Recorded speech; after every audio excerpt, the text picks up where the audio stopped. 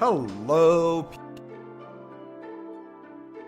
To Awakening. Hope you had a good holiday. We haven't really played this since the holidays because just hasn't worked out to. But let's see what we're working with here. Let's remember what we were doing. Or we did Fred Subia. Oh right, we were briefly attempting to do Maribel Crom, but it didn't work out. Cordelia Gregor. Probably do like Libra Lissa. Apparently we're doing Swordmaster Lucina. Cool. And then I imagine if we're in Grandmaster, we're doing Rallybot Morgan. Cool. Do I own a sufficient number of rescues?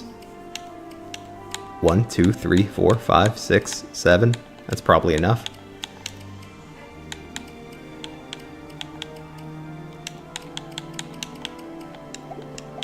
Okay, I'm gonna buy some tonics.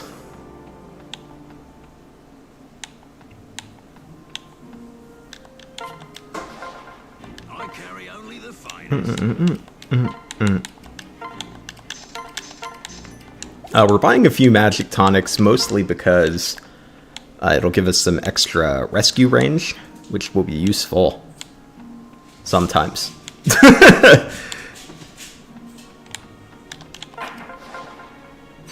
We may also want some strength tonics, but I want to look at the map first.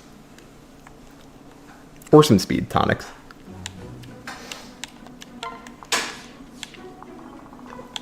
For you see, this boss is rather fast.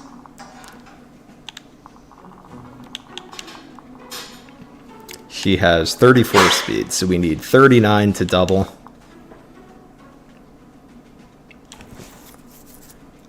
Which Robin with a speed pair up gets. Yeah, so we're good to go there. We have our boss killer.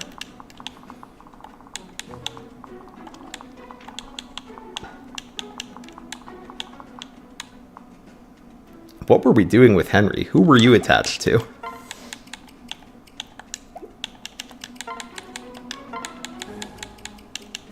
Maybe, did I just have you like this to get your, like, decent pair-up bonus sometimes? I must have. Because Brigand or Barbarian gives a good pair-up bonus. In that case, we can drop you for Sayri.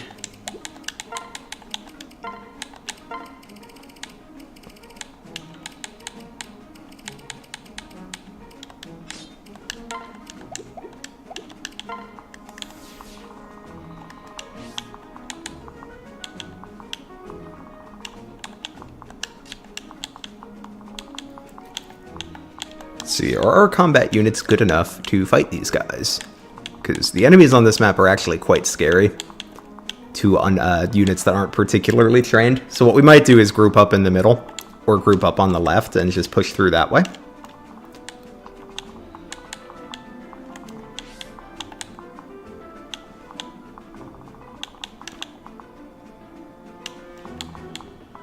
Yeah, that probably makes the most sense.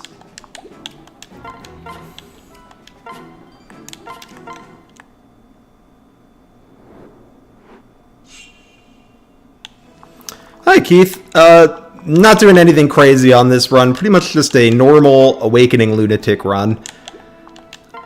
Oh, I forgot we do have Axebreaker on Lucina, so she can actually not fear the axe dudes here at all, which is cool. But she does still fear the, well, I wouldn't say she fears this guy, but she's not immune to damage from this guy.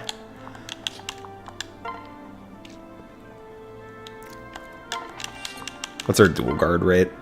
Only 13%. Just trying to determine if we want a chance. 41, 45, 45. So she needs to dodge or dual guard one time. Or crit.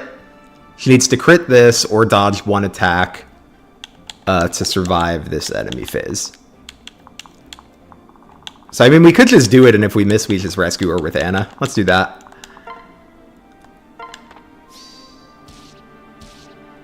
Nice.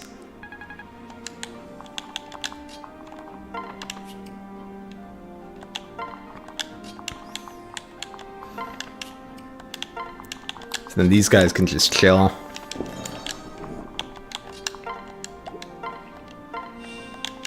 That gives us enough speed to double the boss.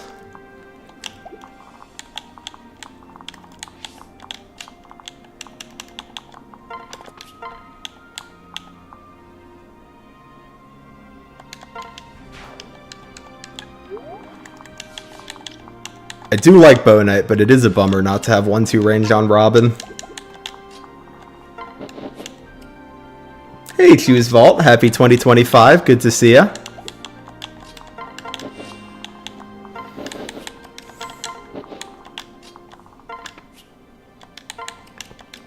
We're also going to start building our support rank on Libra Alyssa, which we will do by spamming staves. And it's going to take a while because staves give you 2 out of 9 support point, 2/9 of a support point. And I believe they need 15 total to get to S support.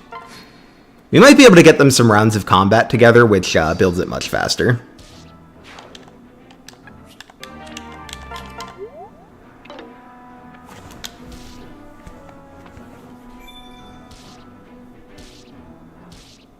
Oh, I did bad math.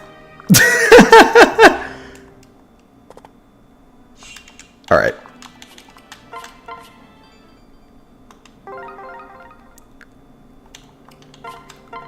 Let me check where I made my math mistake there. Did I just forget how to add 3 numbers together?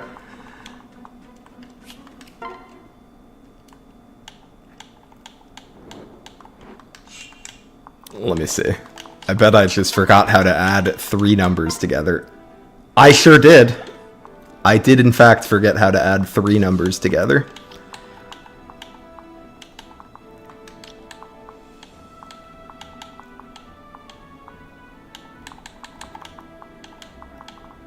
But that's okay. I simply will not forget how to do it this time.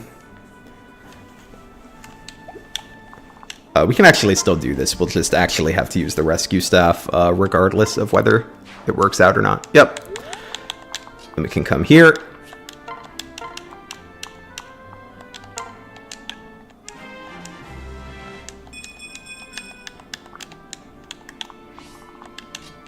And then in an ideal world, we'd be able to dance, but I guess we could have if we moved Anna here and rescued, because then it would have put Lucina here and we could have put Olivia here. But we didn't, so it is what it is.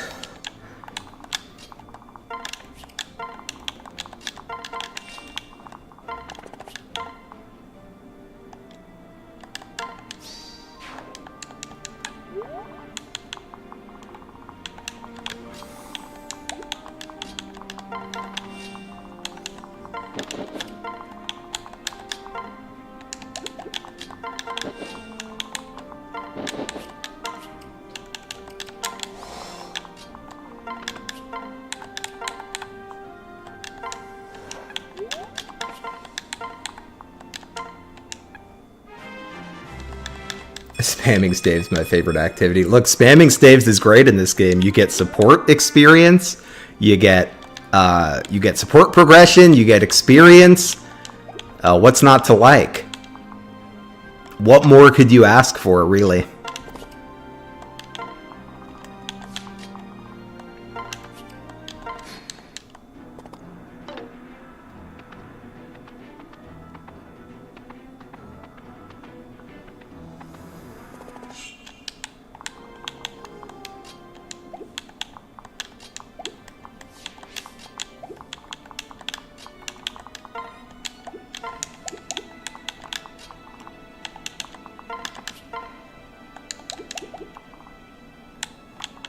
Trying to think the way I want to do this turn.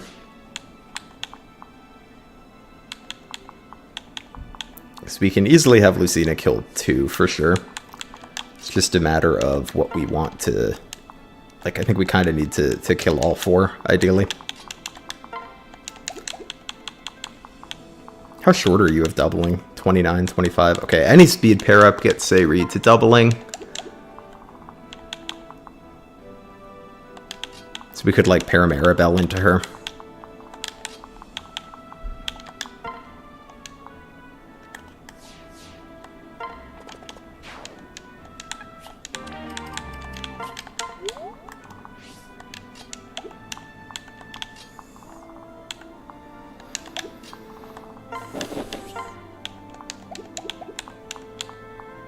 I also want to get Sumiya leveled up, because I was hoping to get her to Gale Force, but she's a little behind the curve. Gale Force is not actually that important to the way we're playing the game. Hi, 17 Master. Good to see ya. Hope you're doing well. This gives speed, right? Yes, it does. Do you give strength and speed? You just need 1 speed, right? You're at 29. I actually don't even need speed at all to double this guy. Oh, no, you do. Right, it's 5. I'm tripping. It's 5. Yeah, so we could do this, and then she'll double. Still won't quite kill, but we could have someone else finish him off.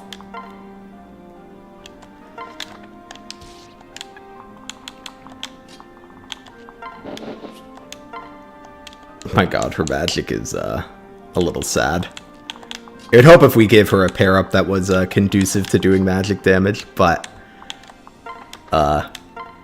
you know, you gotta pick whether you want her to be good at strength or magic. Can't have both.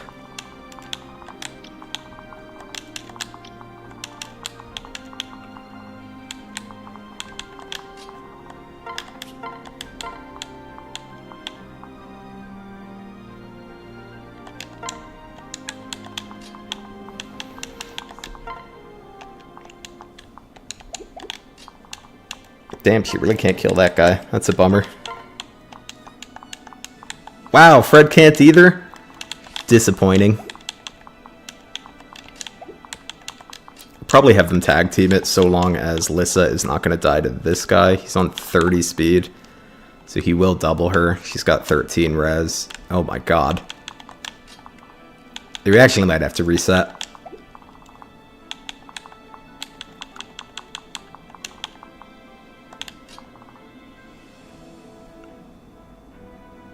$26.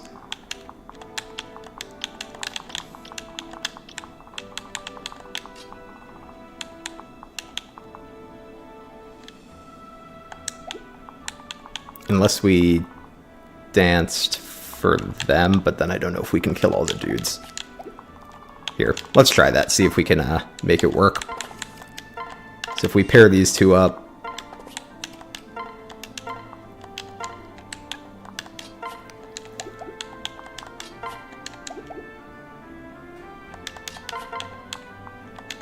then do this.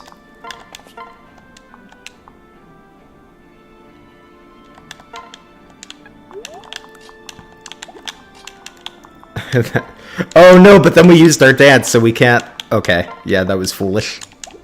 Alright, that's fine. We'll take a different approach.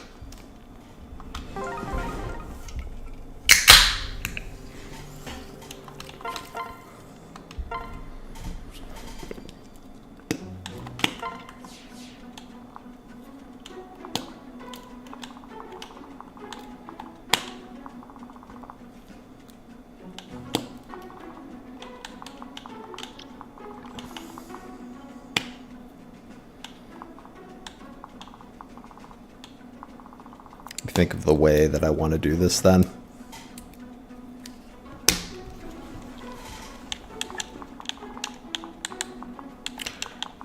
These guys are mostly one range. We could just have Robin sweep this side. And then let everyone else fight on the right.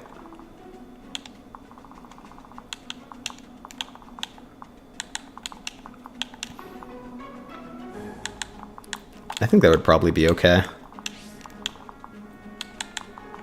33 speed, so we need a speed pair up. But we have Cordelia here, so that's fine.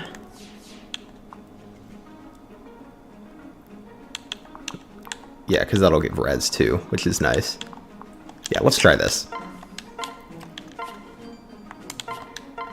Hi, Tricky. Yes, we are playing on Lunatic.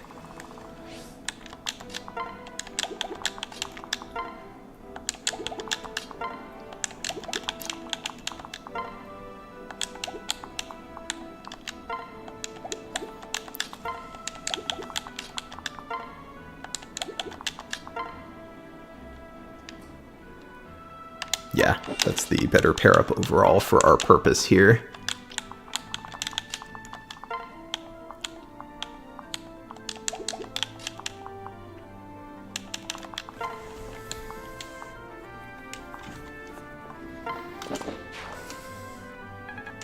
Nice, and then we don't have to rescue because we didn't get hit. If we got hit, we might have needed to rescue there. Or at least physic.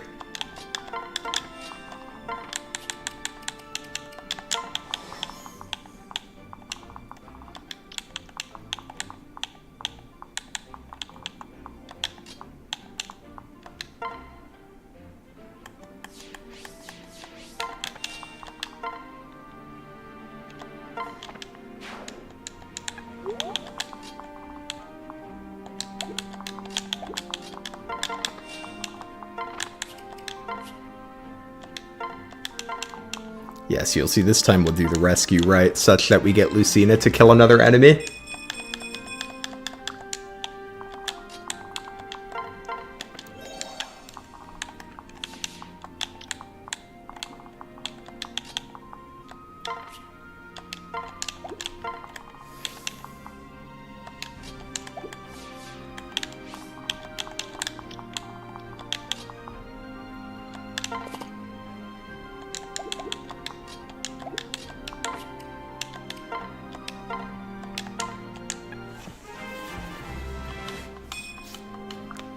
Sad, unfortunate level up.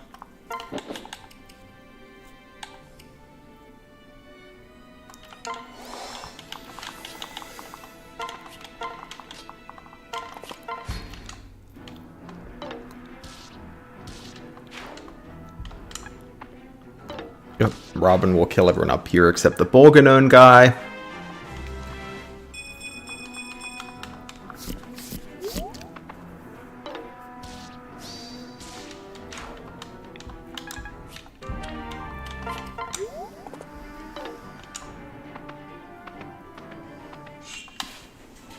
Oh, interesting. These guys don't move if you don't go into their range. That's nice. That actually makes this pretty easy.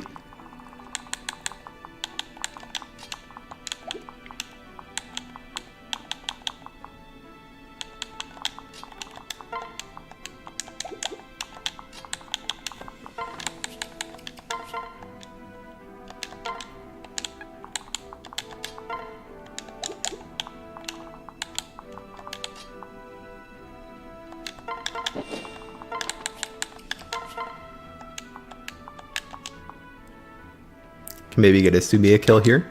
Nice. Hey, Aaron, good to see you. Hope you're doing well.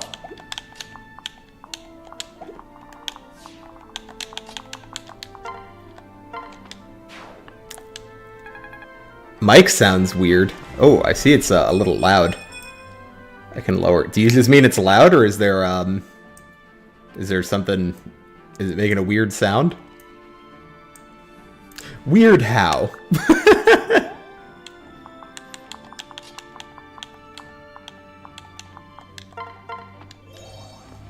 Gain too high and it's spiking. Here, let me lower it.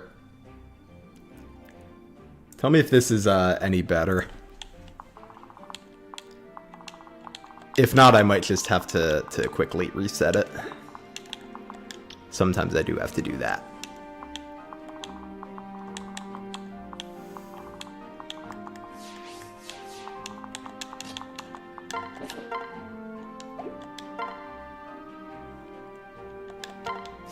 Good, glad it sounds better. Alright, you can do a potential 41 damage. To 25. So, no, you're not going to kill Robin. You're on an axe, so you're not going to hit Robin.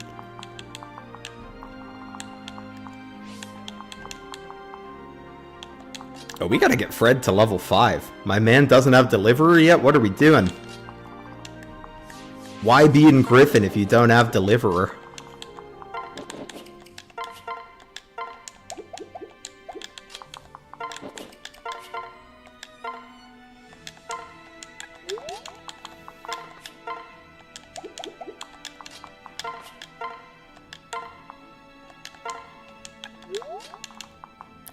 This is how we move our units along and grind EXP and supports at the same time.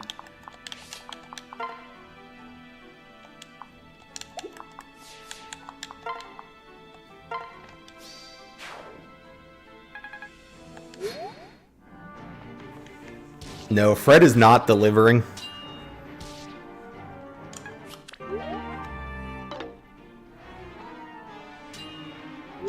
I didn't even notice that guy had a longbow. Glad it was not a problem for us.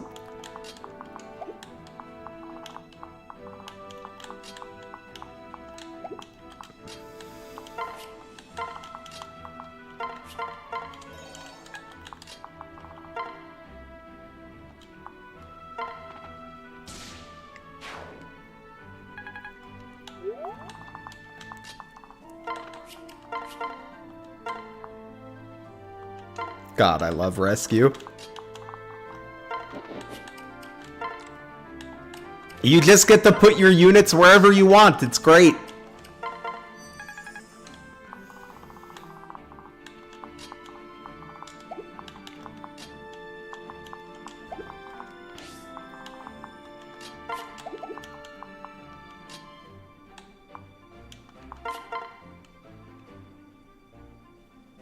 Yeah, kill this guy. Watch this guy's range because he's got a longbow. This guy doesn't have like res, does he? He's got 12. Okay.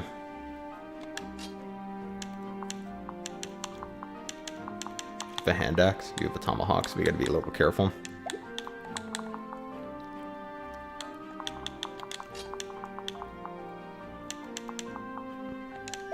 So from here, 1, 2, 3, 4, 5, 6. I'm seeing if Lissa can whack this sniper safely. Can Longbow Man kill her? He's got 41 attack and 25 speed. So he doubles her, but not if we give her a speed pair up. Fred gives 2 speed. That would do.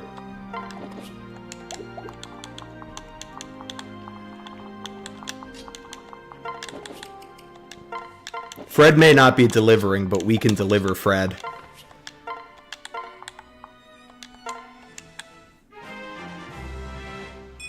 Hi, Unicorn. Good to see you. Happy New Year to you as well. Yeah, I hope you all had a nice New Year. Oh, actually, the guy I need to check there is this hero. Yeah, because he's going to be able to double her. Oh, but not if I go here. Ho ho. Yeah, you guys can't hit there. But we can only do that because Fred gives +1 move. God bless.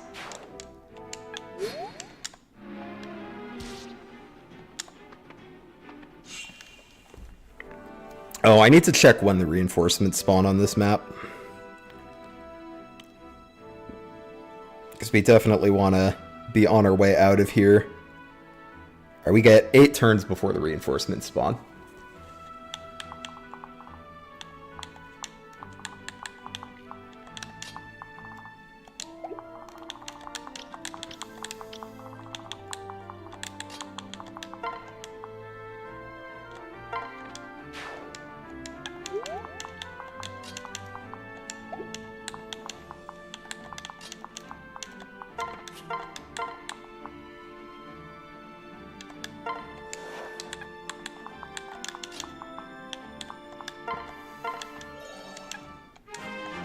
Oh, I shouldn't have done this without a plan to 100% kill the archer.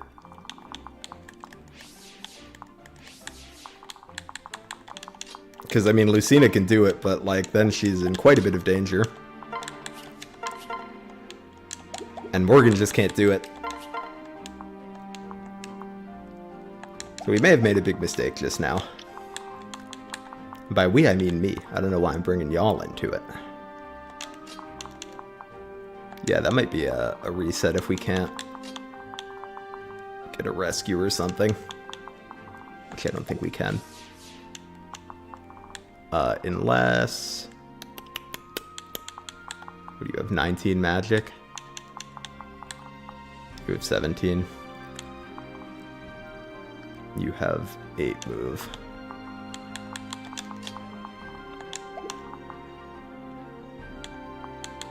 17, so it'd be 1, 2, 3, 4, 5, 6, 7. 1, 2, 3. 1, 2, 3, 4, 5, 6, 7, 8, 9.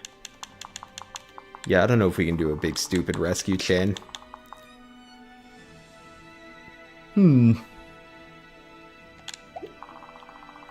Yeah, because someone over here is going to die.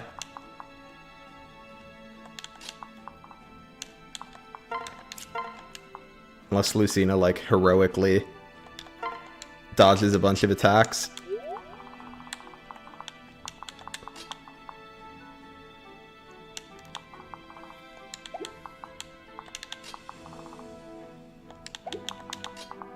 Can we really not quite reach with rescue on Lissa? That's so sad.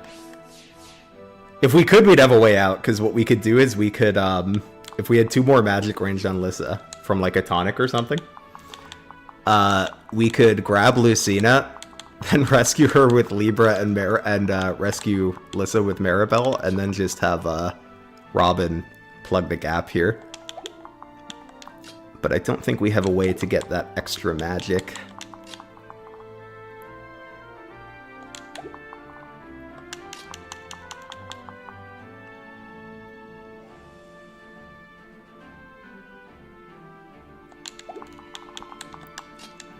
And we could do it, like, with Libra, because Libra does have the extra magic. But I don't think we can safely get Libra to this square without burning one of the rescues we would need to get him to safety.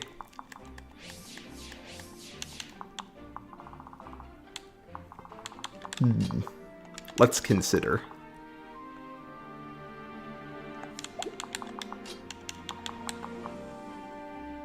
This would get us the extra magic range, but we wouldn't have the rescues to get them to safety.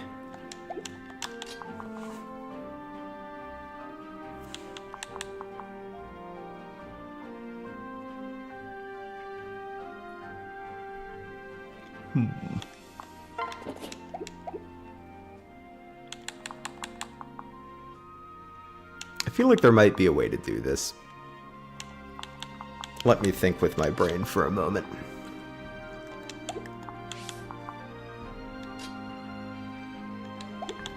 Because we have a rally magic, but I think we need to use all the rescues. We also have a Cordelia rescue. It only goes like 2 spaces, but we could use that to like get Libra here. Or actually, we could use it to get Libra, yeah, here. Does that help us though? He's got 18 or 19 magic. We could get that up to 24. So if he was here, we could go like 1, 2, 3, 4, 5, 6. And then he's got 12 range. 1, 2, 3, 4, 5, 6, 7, 8, 9, 10, 11, 12. Ugh! Another, if we had a tonic situation. Or if he wasn't paired to, Gregor, then we could do like a Maribel pair up instead.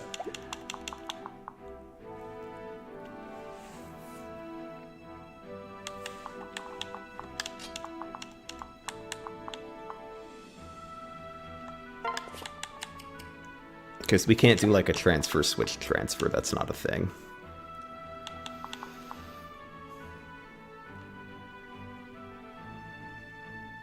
Oh, wait, maybe. If we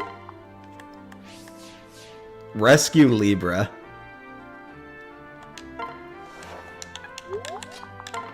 and switch transfer.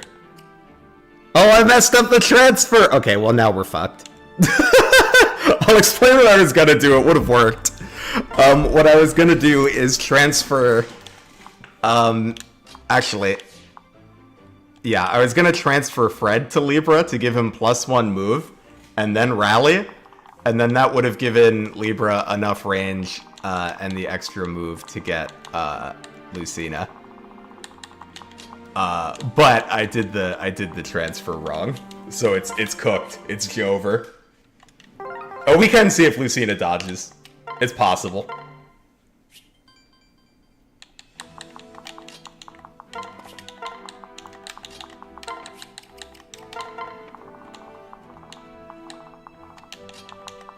How many attacks does she need to? She's gonna get hit by 3 enemies.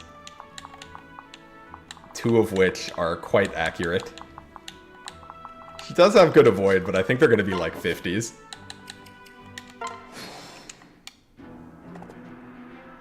Okay. Okay. Okay! She's the goat? Who needs rescues? Not Lucina?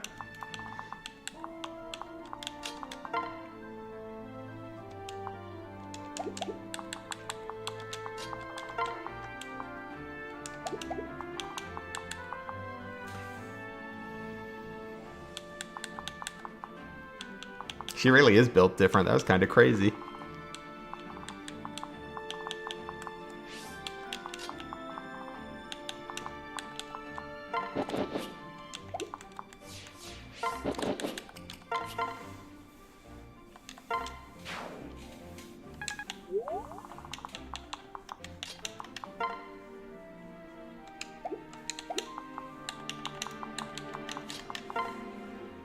I was hoping she'd be able to kill one of them without risking death. Such is the problem with Swordmaster. Not the bulkiest class in the game.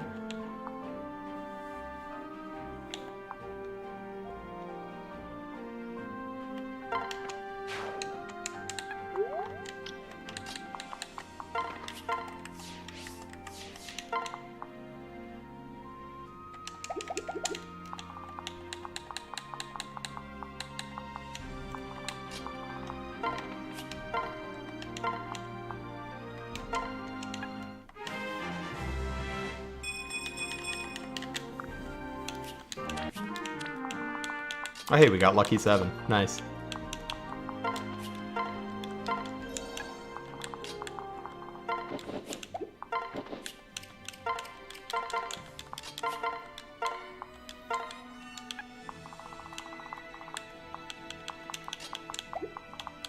Then we've got our rescue squad that I messed up with last turn up here. We're gonna have to wait for Robin to clear the way for them. Until then, they can just use staves on each other. Grind that EXP, baby.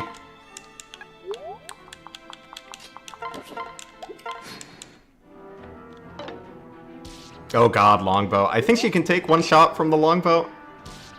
Oh, but she gets doubled. Oh my god. I am a disaster tonight.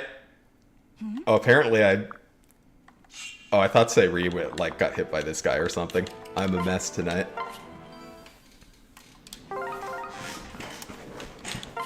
That's alright. We will persevere.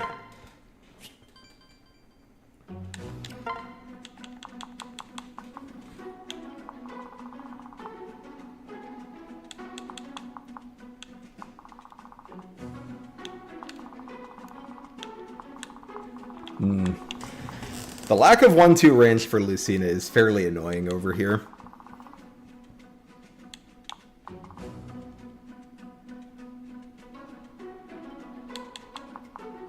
I'm thinking it might be easier to just send folks down the left path.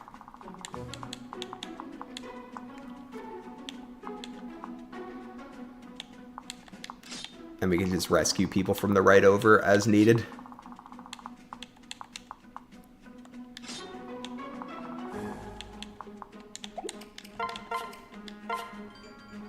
Is there 11 sword? I mean, there is, but I think her magic is pretty trash. Yeah, she's only got 11. More like 11 sword, am I right? Move our dancer over here as well.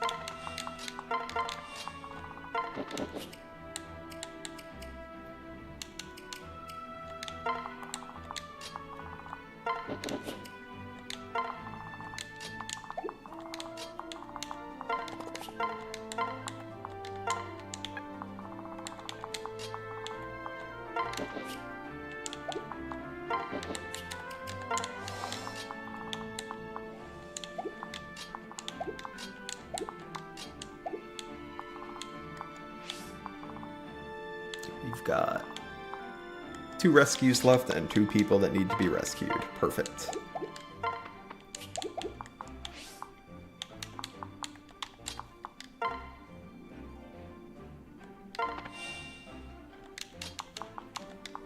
Yeah, I mostly did Swordmaster Lucina just because I've never done it before, not because it's like a super good class or anything.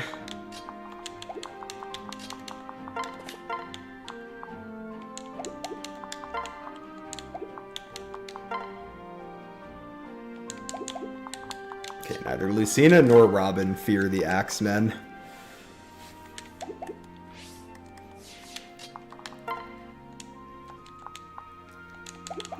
It's the sword guys and the mage that we want to take care of if we can.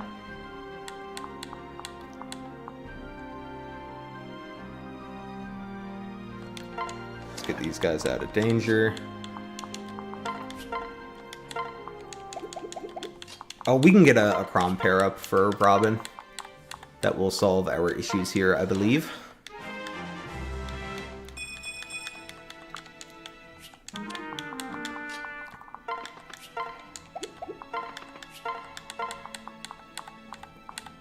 One Crom, please. Thank you.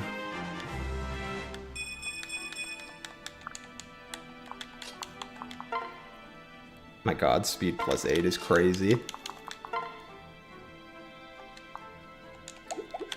Actually, don't think we need to take a counter. I think we can just use the bronze bow. If we're gonna do that, though, should we have Lucina take out this one? And then Robin can kill this one, get Dance, take this one out, and be holding a bow on enemy phase. I think that's what we want.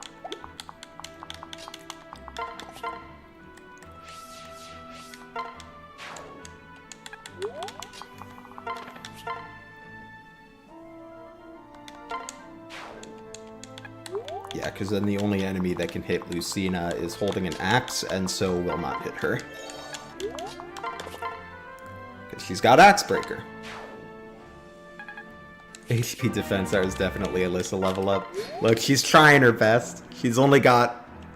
I forget if she's got 50 or 40 mag growth. It's probably 50.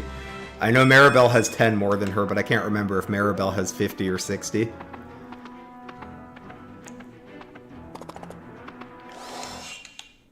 Is that a rally skill? Yeah, who cares?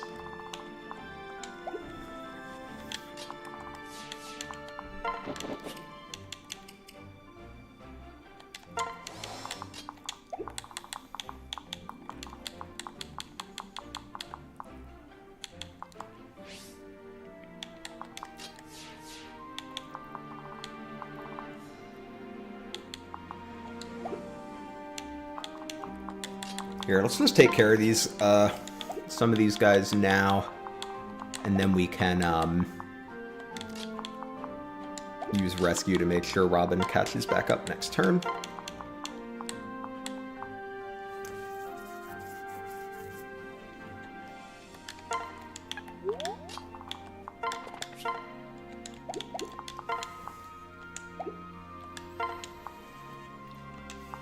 Ooh, it's just one-shots with the silver sword? Nice!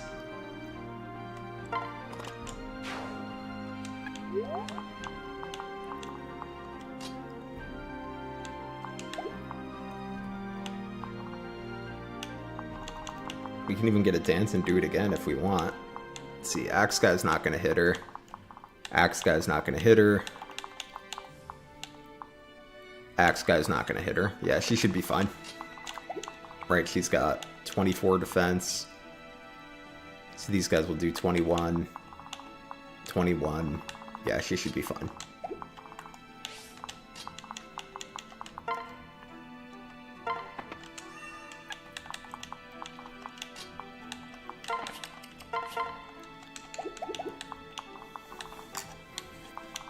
Here, we can at least get some Morgan combat here, if not a Morgan kill.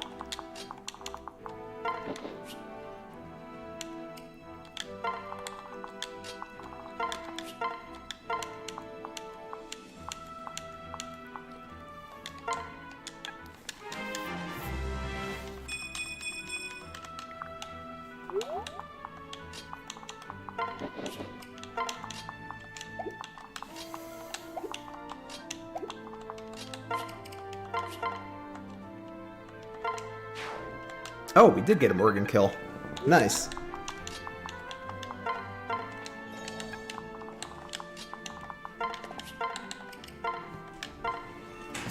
Ooh. I'm afraid my tummy is grumbling. I'm gonna run to the bathroom, and I'll be back. Give me like, I don't know, a few minutes.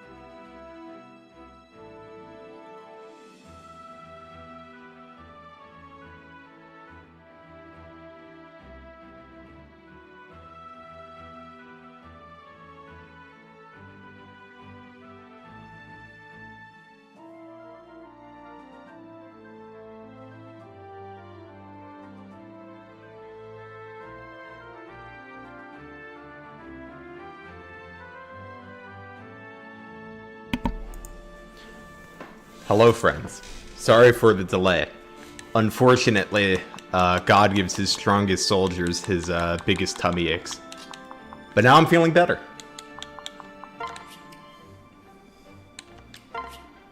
But I appreciate the patience. Hello, you absolute legends. Hi, author. That's, who's... Hello, you absolute legends. It's the speedrun commentary guy. Why can't I think of his name?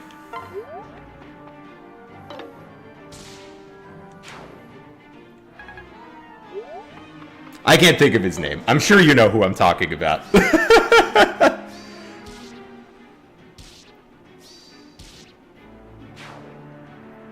Carl Joe. Yep, that's right. That's it. Summoning Salt. Does Summoning Salt also do it? I've never watched the Summoning Salt video, but I have a friend that really likes Summoning Salt. Ghost! Here, we'll get this scared redeem on. Salt doesn't do that opener. That makes sense. It would be a little weird if 2 YouTubers did that opening.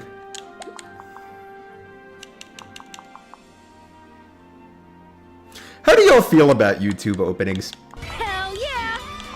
Hell yeah! I've never done, like... Because I don't do an opening in my videos, but, like, I've thought about it before. Is that, like, a thing people like? Do people like YouTube videos having openings like that? Or does it not matter?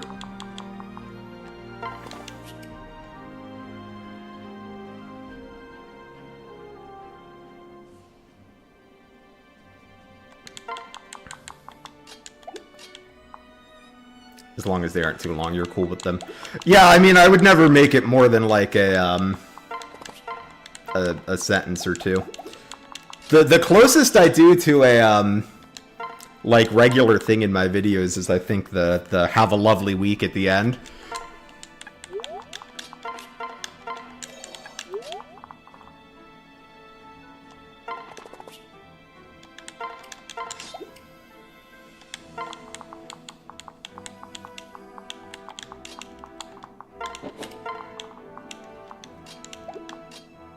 Talk in lizard language?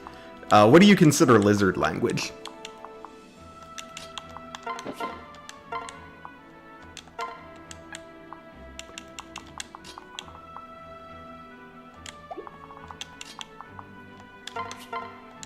Or actually, we're gonna have Maribel do this rescue so that Libra and Lissa can keep just rescuing each other for those sweet support points. We get Rally Res here.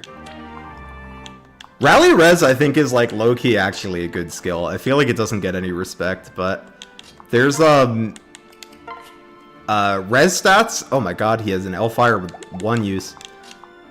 Lissa, please give this man a Fire Tome. Oh wait, can you use the Arc Thunder? What's the rank on this? See? Oh yeah, you can just take the Arc Thunder. That works.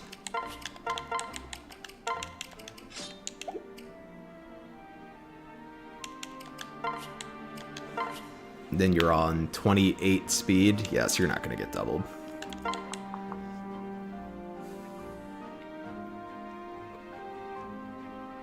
Frez is over memed on. I think it, like, depends on the game a bit, right? A game where res is quite good, but you don't get any of it is FE1. Because enemies do fixed damage on their... Well, everyone, not just enemies. Tomes do fixed damage, they just do the damage that their might is. If you give a unit a talisman, they become, like, practically invincible to magic. It's very funny. Unfortunately, nobody gets any res. But no, res, like, matters in this game. Because, like, you'll notice that the enemy mages have been the most threatening. Hi, Queen. The most threatening enemies to Robin on this map have been the mages. And that's because we don't have any res.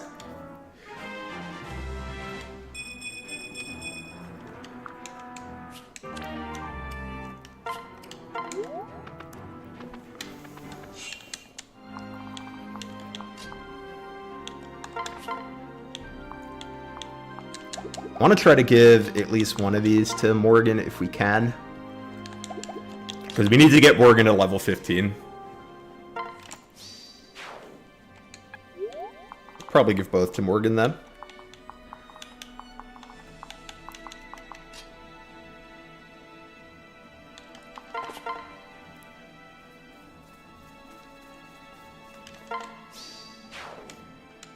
Nice soul proc.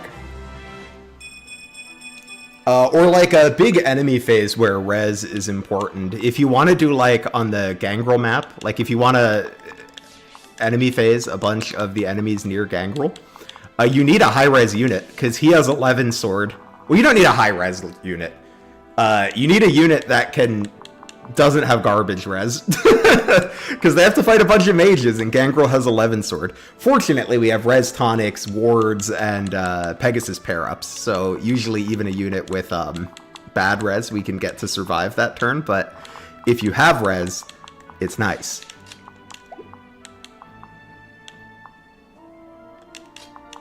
Okay, we can dance Robin here and then rescue Olivia to safely. This longbow man's getting on my nerves. He kind of gotta go.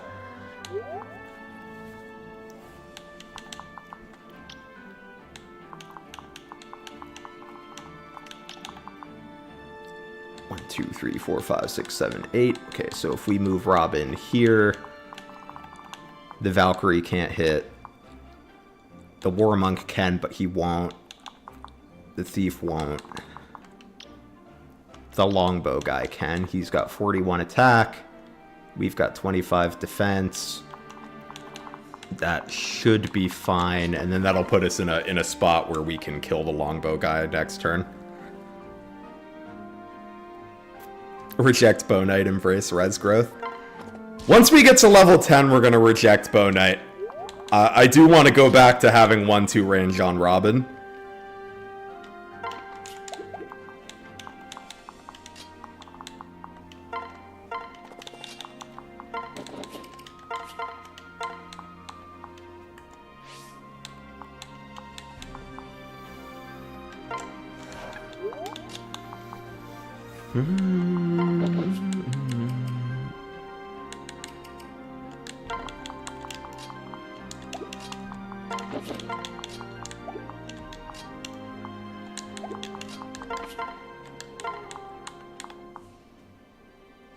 Let's get those support points.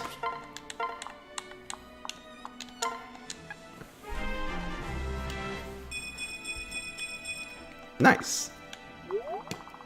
Rescue is crazy. Even if, okay, if all rescue did, if you completely removed the, like, any utility of rescue, and we're just like, when you use this staff, you use it on a unit, it does nothing, but you get, like, 2/9 of a support point and, like, a quarter of a level up, I think it would still be kind of good. You got $30 and you spent it on a haircut and a $10 Black Panther Lego set. I need to get a haircut. I'm due for one. But the Black Panther set sounds exciting. One of my friends has been getting into Lego sets recently, and they got a couple of the Marvel ones, and from what I've seen, they look pretty cool.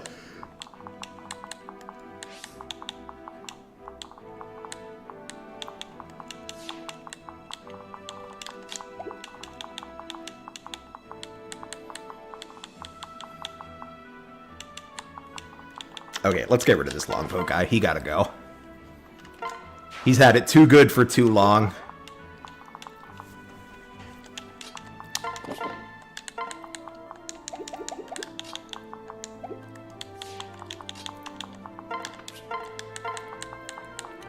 Whoop! Bring these guys right up here.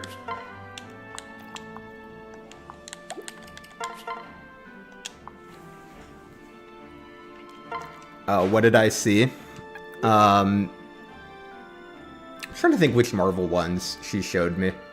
I know she showed me a lot of the Sonic ones, so I saw, like, I think Sonic, Shadow, and Knuckles. What Marvel ones did I see? I think I saw Iron Man and Hulk, who I thought were cool.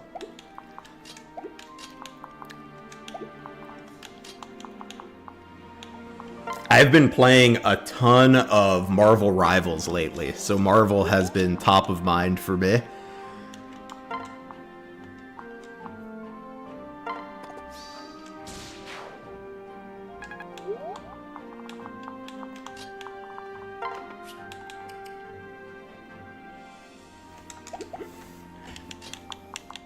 I don't know if any of y'all have been on that Marvel Rivals grind set, but I have been having a very good time with it. Alright, then we're going to relax on the rescue spamming for Libra and Lissa because we're, you know, we don't have unlimited rescues. We can rescue spam to get Cordelia to level 5, though. That would be good, because then we get rally speed.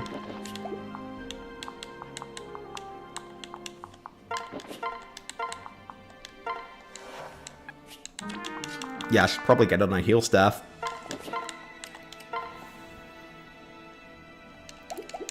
Was Eggman pissing on the moon in a mech? Sadly not. I was glad they still shot the moon in the Sonic movie. I thought that was some cute attention to detail.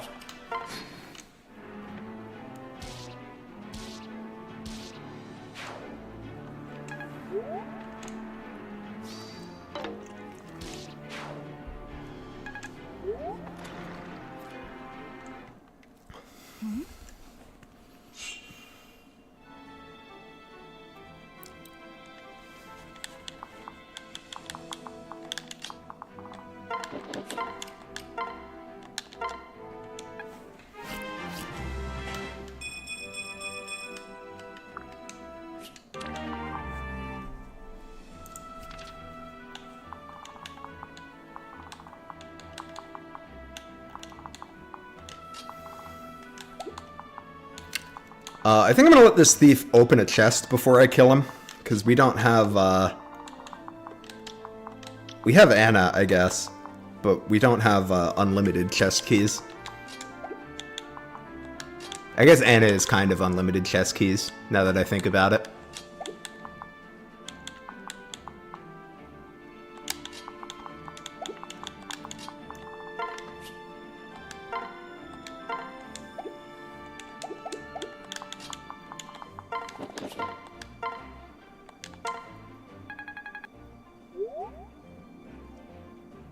You only have a Switch and a PS4 for big consoles. Yeah, that is a shame that it's not on Xbox. Maybe they'll put it on there someday. I've been playing it on PC because I'm very bad at aiming on a controller, which is funny because it used to be the other way around. Because when I grew up, I was an Xbox gamer, so I mostly played like Halo was my shooter of choice, and I remember when I started PC gaming, I was like, I'm never going to get good at aiming on a mouse and keyboard. And I guess I'm still not, like, amazing at aiming, but certainly a lot better than I used to be.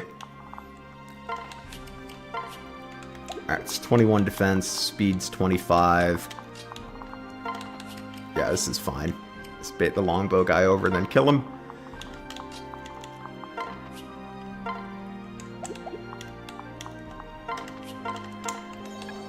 Get Anna to level 5 here, pick up Lucky 7. You suck at aiming, so you play Fire Emblem. Yeah, that's fair. I mean, when I played Overwatch, so the reason Marvel Rivals was exciting to me, when I was in college, Overwatch came out. And I played so much Overwatch. I was on our college team. I got to Grandmaster. I played a lot of Overwatch. But then I got kind of tired of it. I didn't like all the changes they made over the years. So when they announced Marvel Rivals, and I was like, oh, this looks kind of like Overwatch. I need to give it a try. And it's very fresh and exciting. We'll see if it stays that way. Obviously... there's plenty of time for them to make changes I won't like, and we're still in the honeymoon phase with the game, but I'm having so much fun with it so far.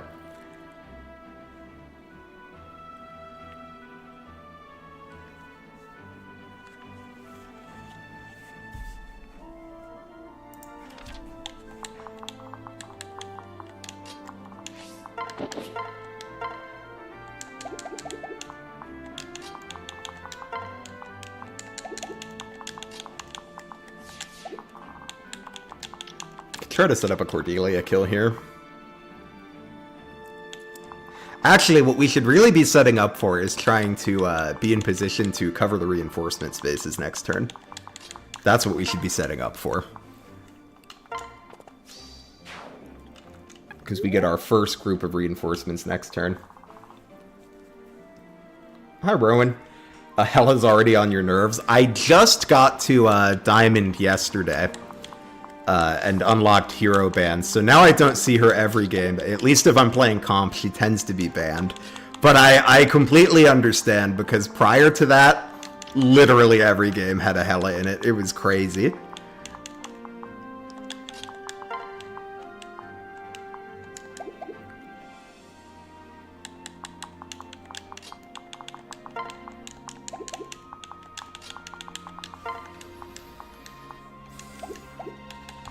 So you can do a total of 24 damage guaranteed, potentially more with a chain or a I keep saying chain attack because of engage, a dual strike. Maybe better to just leave it to Morgan and well here we'll have Morgan attack, and then if the gods will it, Lucina won't dual strike, and then we'll give it to Sumia. The gods did not will it though. Would I main Lizard if he was in the game? I'd certainly play him. I've been playing healer in Rivals though, and I somehow doubt that Lizard would be a healer. That would surprise me.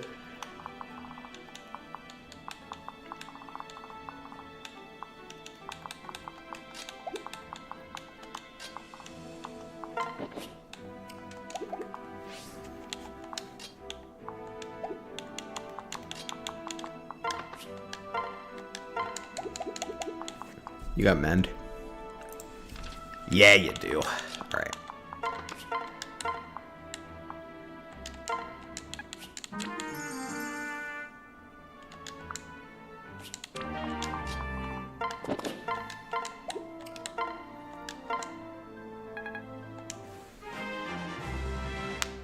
Iron Man's pretty good.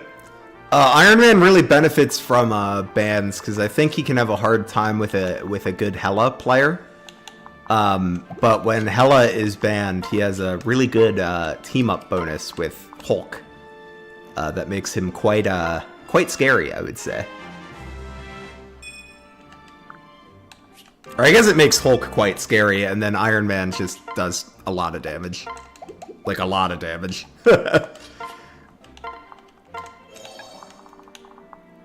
Alright, let me, do some math here. Alright, so you've got 34 speed.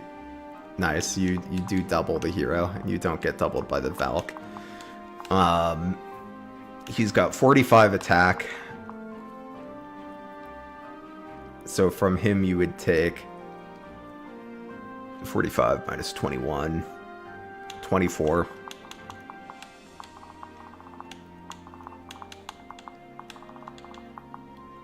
Yeah, I think Morgan dies if Morgan gets hit by both of these. So let's Oh,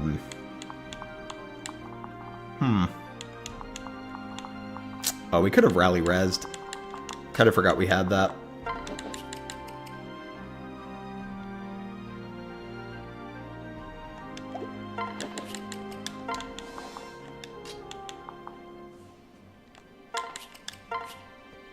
Our other option is weaker defensively,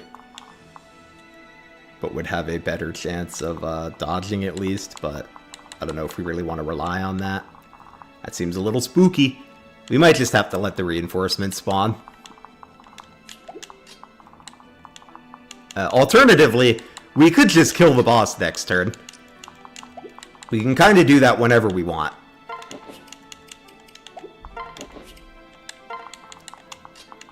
There just might be some treasure that I want to acquire first.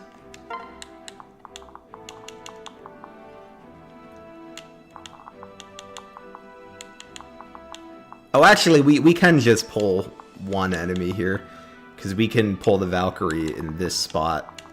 This guy can't hit it.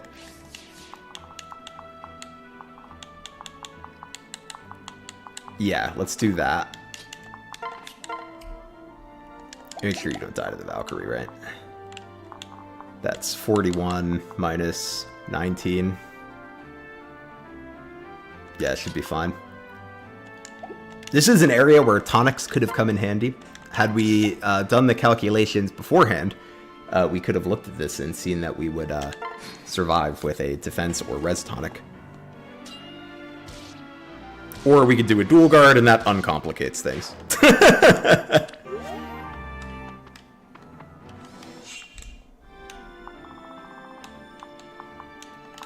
But that's even more convenient that they aggro like this. Have I seen any of the character interactions? I've seen a lot for the characters I play. I mostly play Mantis and Luna Snow.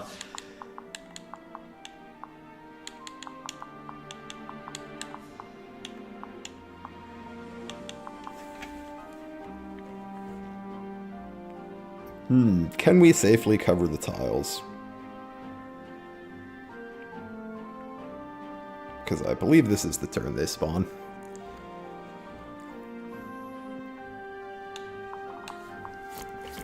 Oh, I also need to check what's in the treasure chests to see to what extent I even care about them.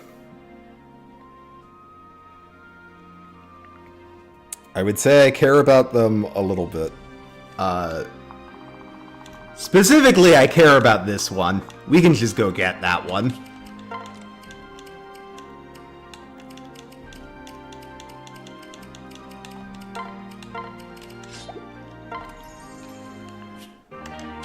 I do want the boots.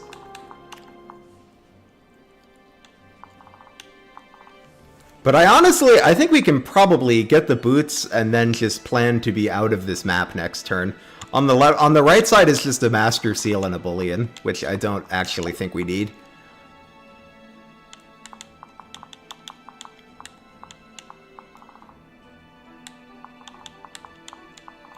So if we rescue from here, we're 1, 2, 3, 4. We're here. 1, 2, 3, 4, 5, 6, 7, 8. So with a move rally, we can get to the boss. We have a dance available. Yeah, let's just plan to be out of the map next turn.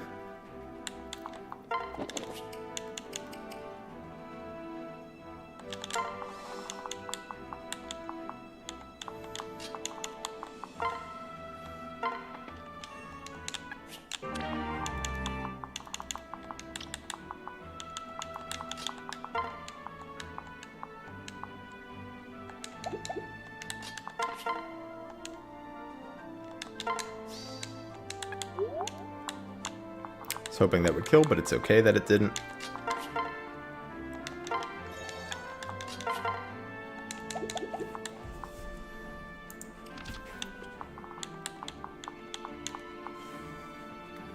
Trying to think what spawns here. Do I need to switch to Lucina? Hero, Warmonk, Sniper, Hero. So if this is a Sniper...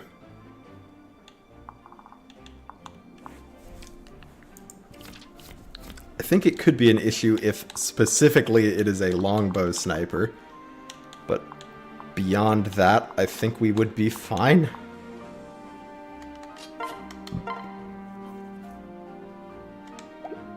Actually, I think we're fine no matter what, because I forgot we have Axebreaker, so this guy's just not going to hit Morgan.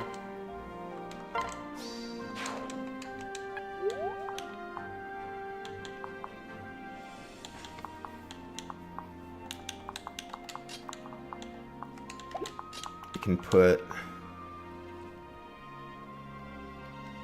Sumiya here.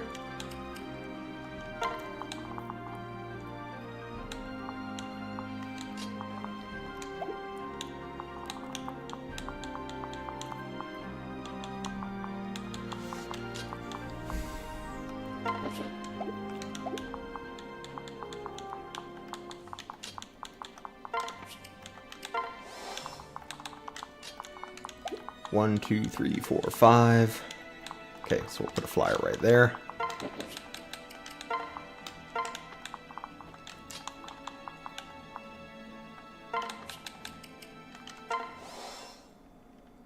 Hi. Yep, green units that turn red. Hey, Doai Wario, good to see you.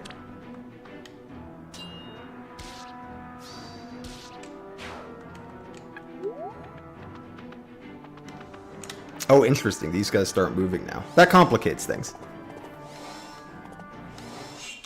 Can we kill the boss this turn? Let's think.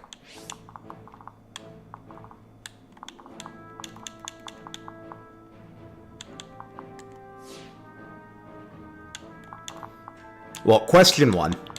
Can Robin one-shot the boss? If we use the Silver Sword, we have 60 attack. We have 38 speed.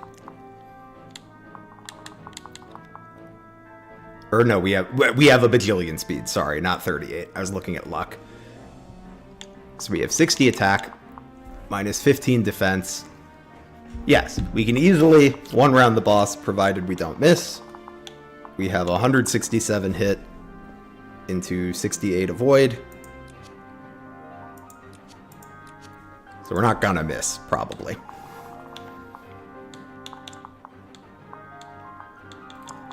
And I believe that means we can, in fact, get out of the map this turn. With the help of Lucina.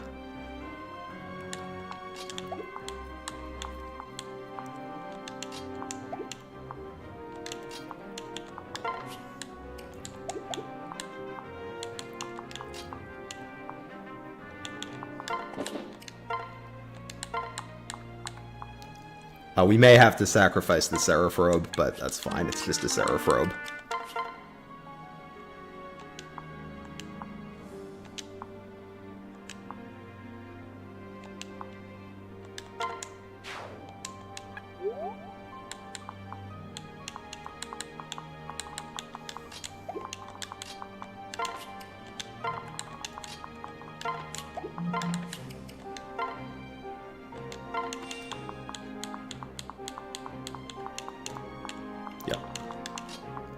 What I was checking there is that Libra's gonna have the rescue range to grab Robin.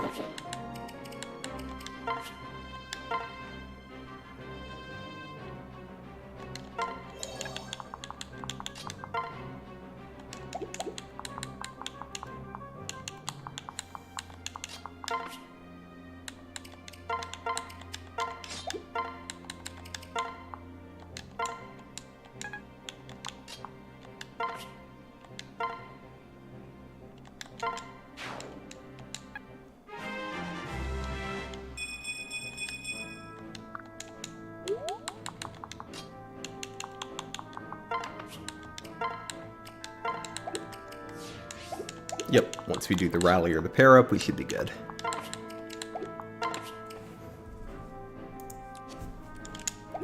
He's got a one-use rescue. Actually, we just get more if we do the pair up. Let's just do the pair up.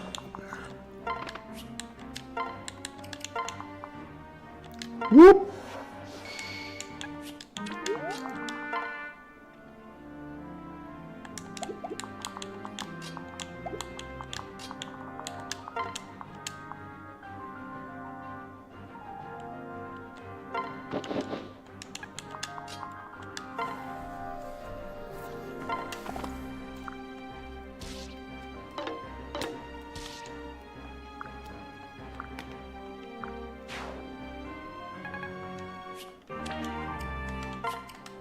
We did a...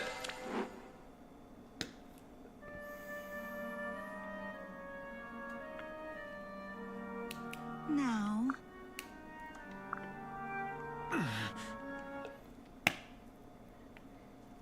It only took 3 attempts and 1 tummy ache.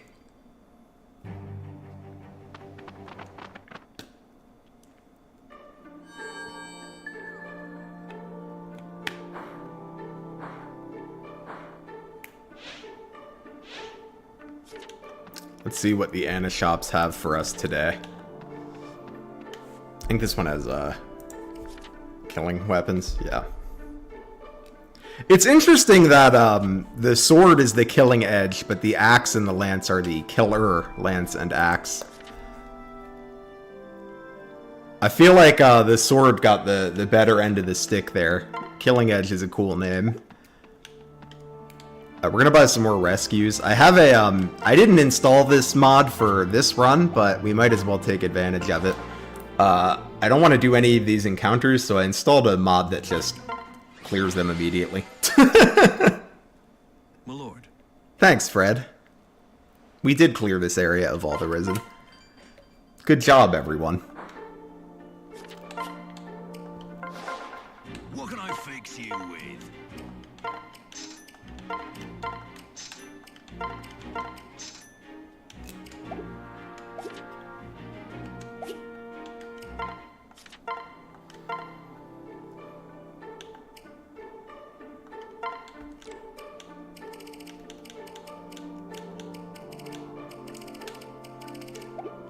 I think we're definitely going to have Robin use the boots.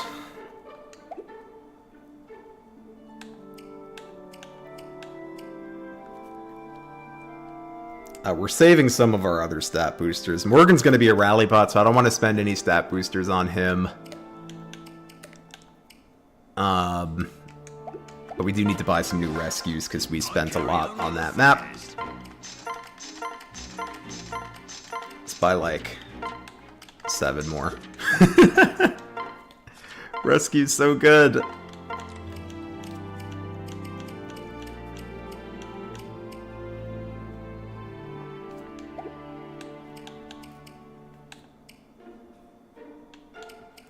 Actually, we can use the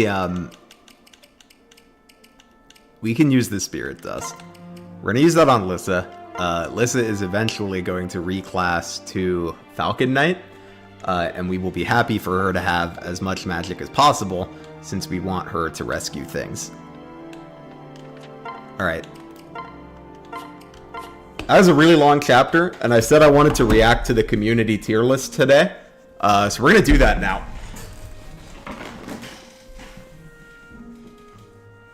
So let me, here, let me get that set up. Also, let me save the video game.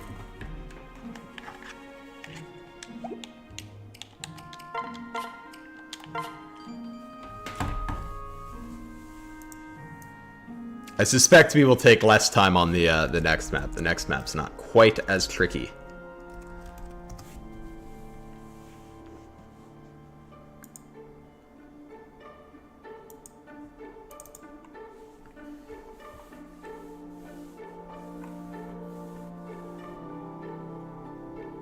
Alright, let me pull up the community tier list.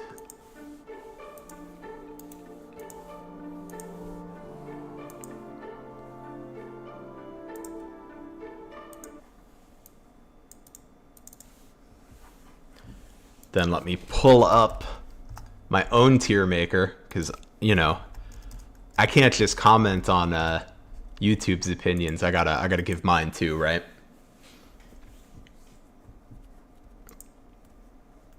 Let me share my screen here.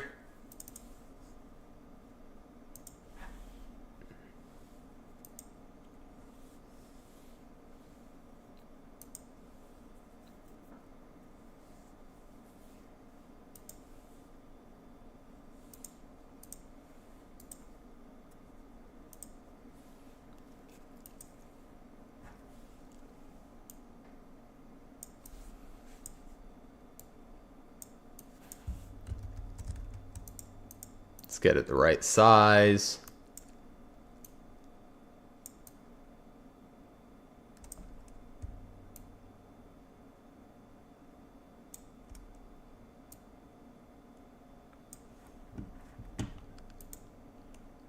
Set it to awakening.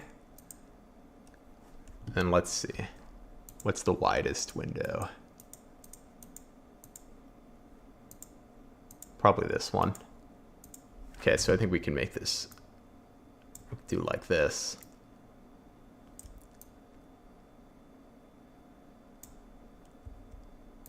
And then make it a bit bigger. Cool. Let me just put some music on for us to listen to then, and then we can get started.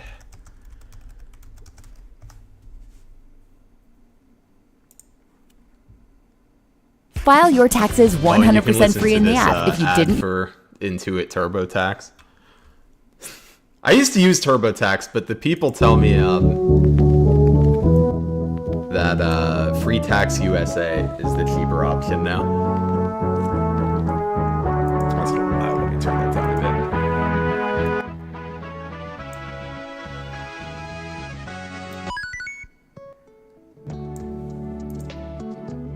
Okay, yeah, that looks more about right. Okay, so what we're gonna do is we're gonna go through the community tier list 1 unit at a time, and then I'm gonna make 2 tier lists of my own. We're gonna do the how much I would recommend them to a new player on Lunatic.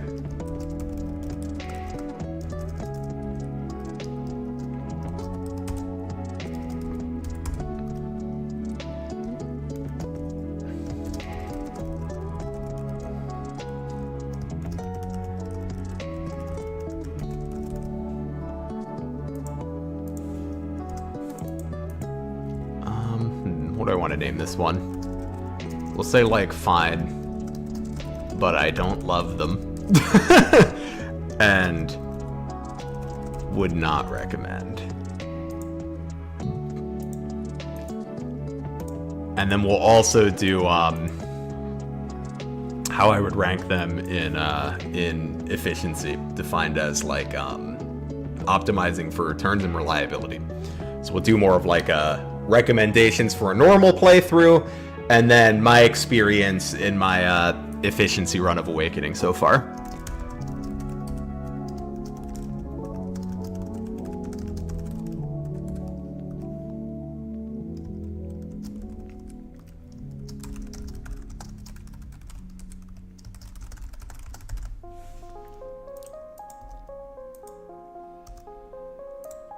Cool.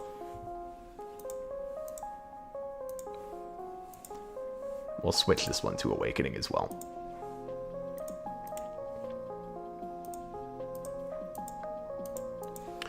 So we'll start with Robin.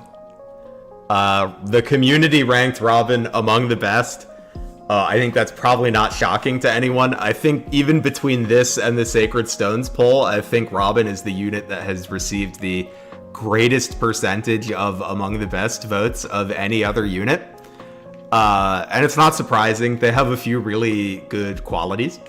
One, they can be any class, which is great. It means you get access to all of the broken ones. You can go hero, you can go sorcerer. If you want movement, you could go like paladin or dark flyer if you want. You can take this unit in any direction you want, and they will have the stats for it, because at the beginning of the game, you get to choose your boon bane, right? So you get to pick a stat that you want to be real good at. In the 2 runs that I've done of efficiency, my favorite boons are speed. Speed is good for, one, it gets you doubling sooner in the early game. Like, you could be doubling as early as like chapter 3 or 4 with a speed pair up, which is nice. Took a lot longer than that in my defense run. And 2, there are some bosses late in the game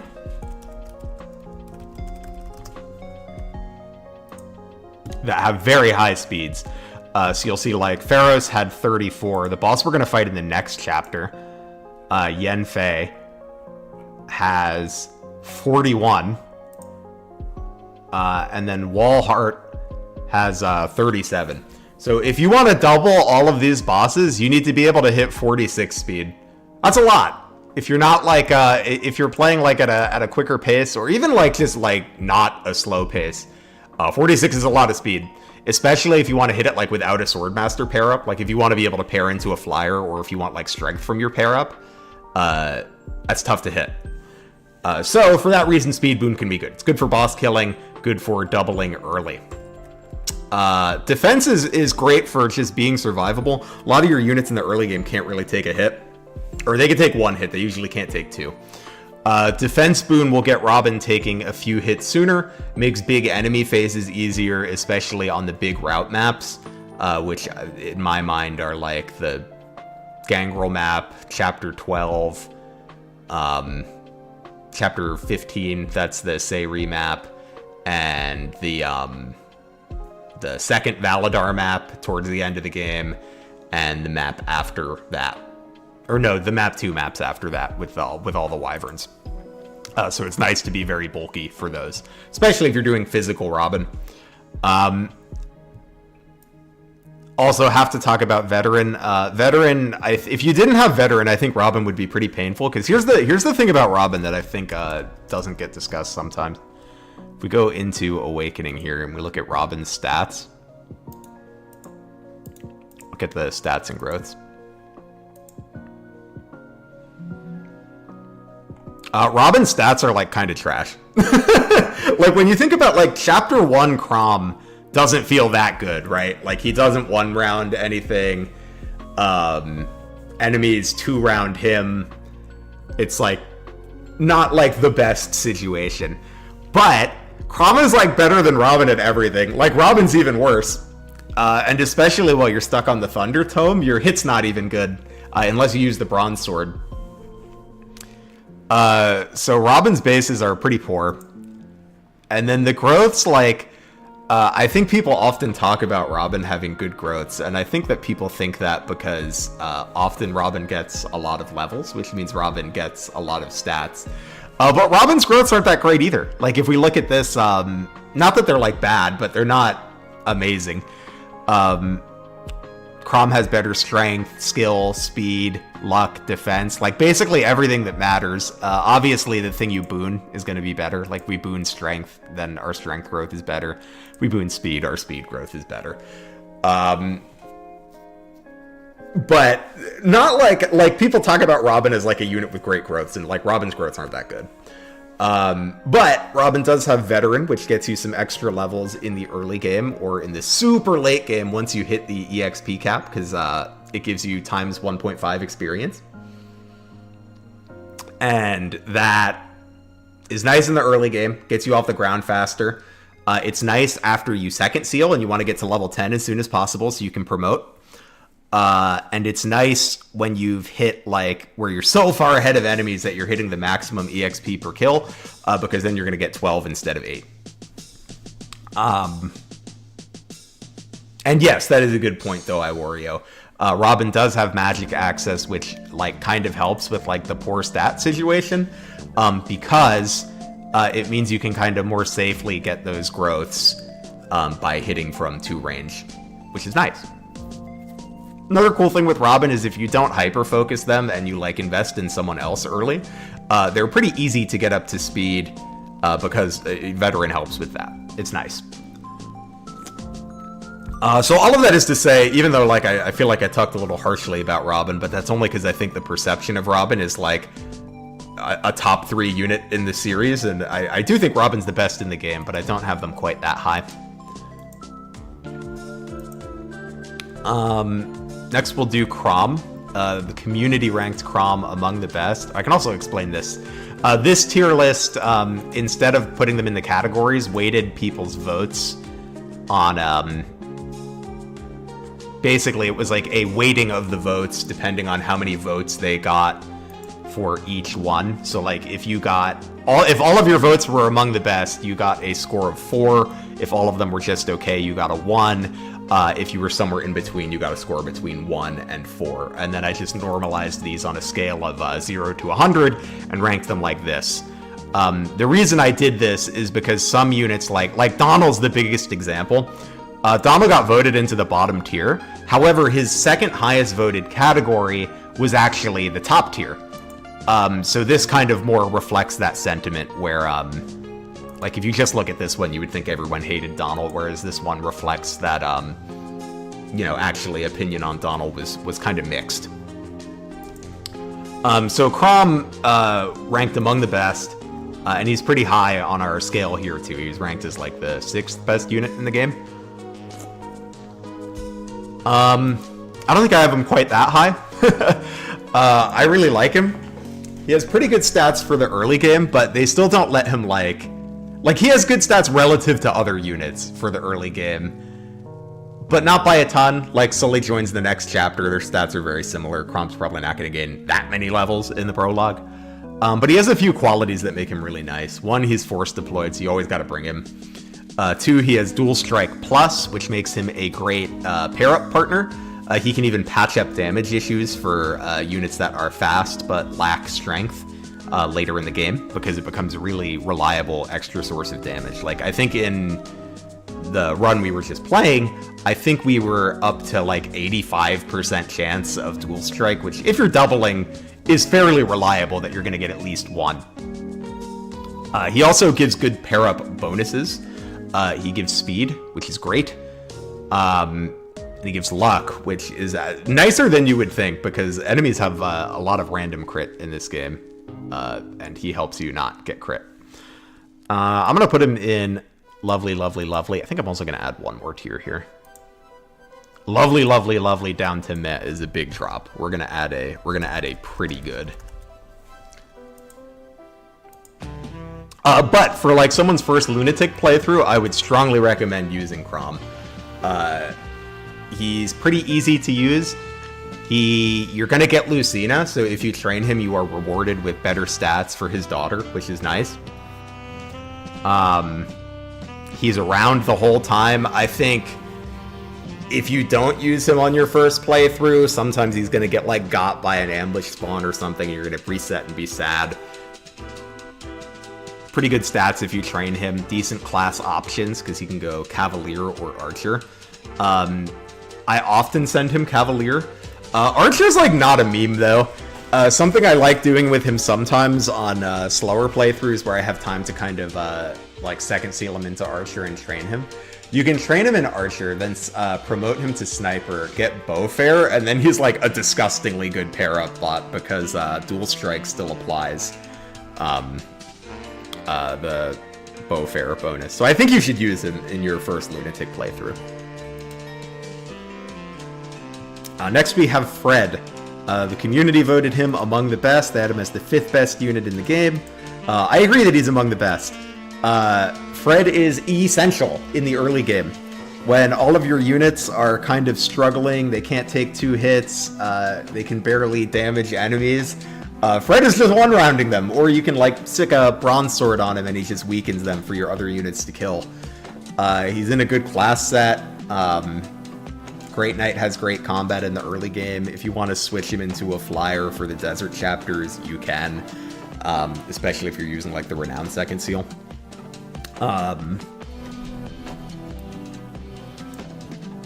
You could also second seal. I guess you could second seal him into Knight, but I wouldn't really do that. My preferred final classes for him are usually Wyvern or Paladin. I think in the efficiency context, I like sending him Griffin for the extra move.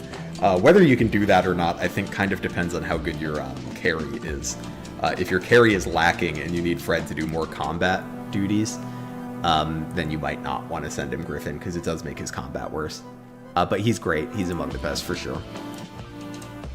I would also even recommend, I feel like people recommend having him not take kills in the early game. I would have him take kills in the early game. Because one, you want to be able to second seal him, I think. Whether you want him to be a combat carry, or if you want him to be a utility unit, you might want to class change him. I like to go Paladin for, like, if I want super combat Fred, for the extra speed. Because I think he gets 4 speed if he changes to Paladin. Let me check that.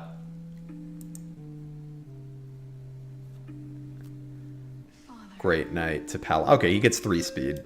And I think his growth on speed is like 50%. Set change in Paladin. That goes up a little bit. So you get a faster Fred, which is nice. But you might not need it depending on your pair up. If you're giving him a speed pair up anyway, maybe you don't need that. But he's very good. He's going to be essential in the early game, and he, like, whether he falls off or not depends on how you play. If you're using him to feed kills to your other units, he's going to fall off relative to them, right? Like, if we snowball another unit, they're eventually going to be better than Fred. However, if you want Fred to be your main carry for the entire game, he could be. He has good growths. Like, if we look at his growths here, you know, 65 strength, 50 speed, 55 defense. These aren't bad. He will level slower than other units, though, so I usually let him fall into, like, a secondary combat role by the end of the game, but he could stay in a major combat role for the entire game if you want him to. Next, we have Olivia. She ranked among the best, and was the pick for the second best unit in the game, if we count the Robins as one unit, which I do. Olivia's our dancer. A lot of the comments on the YouTube polls were just kind of like, oh, dancer out of 10, right? And I think that's sort of true. I think there are some things about Olivia that are interesting in Awakening, though. One is that we have pair up, so it's a little easier to get Olivia around than some other dancers. Because we have like just stronger mobility tools than we had in like Kaga era FE or GBA FE. And two is there's a really high prevalence of rescue staves. After chapter 12, we can just buy as many as we want. And these kind of make sure that Olivia always gets to do a relevant dance. Like, a common criticism I have of, like, dancers in FE8, like, sometimes people will say, like, oh, dancers are, like, a second copy of your best unit. But they're usually not, right? Like, in FE8, Tethys doesn't actually get to dance for Seth that often, because, like, she gets to dance for him maybe on turn 1, but then he's gonna, like, run ahead of her, right? And she's not gonna catch up unless you, like, use a warp or a rescue, and you don't get a ton of those in FE8. In Awakening, you do, though, because you can just buy rescues, which means Olivia gets to do a great dance every turn if you want her to. She is a little squishy. It's a game with ambush spawns, so they can be a little scary to her. But once you, like, know where the ambush spawns are, I think she's pretty incredible. Opens up some, like, interesting options for fast clears. So for efficiency, definitely among the best for me. For a new player, I would still strongly recommend her, but her being squishier is a bigger deal. What I would say, okay, I strongly recommend her if you're willing to look up ambush spawns, which I would recommend you do. Like, if you're playing Lunatic for the first time, I would just look up where the ambush spawns are. If you don't want to do that, I don't know, maybe you could knock her down to recommend. I still think I would strongly recommend her, though, because if you're not going to do that, Olivia is not your only unit that's going to get sniped. Like, all of your staffers, all of your mages are also going to get sniped by ambush reinforcements, so I don't think she should be uniquely penalized for that. But you should just be aware that she is squishy. She has a sword, but you don't want her to use it. Next up was Lucina, who was voted among the best, and was the community's pick for the third best unit in the game. That's considerably higher than I have her. I would say that the biggest problem for Lucina is just that she misses the first 13 chapters of the game. By the time she arrives, your main carry is probably already rolling. If it's like Robin, they're cooking, right? Like by chapter 14,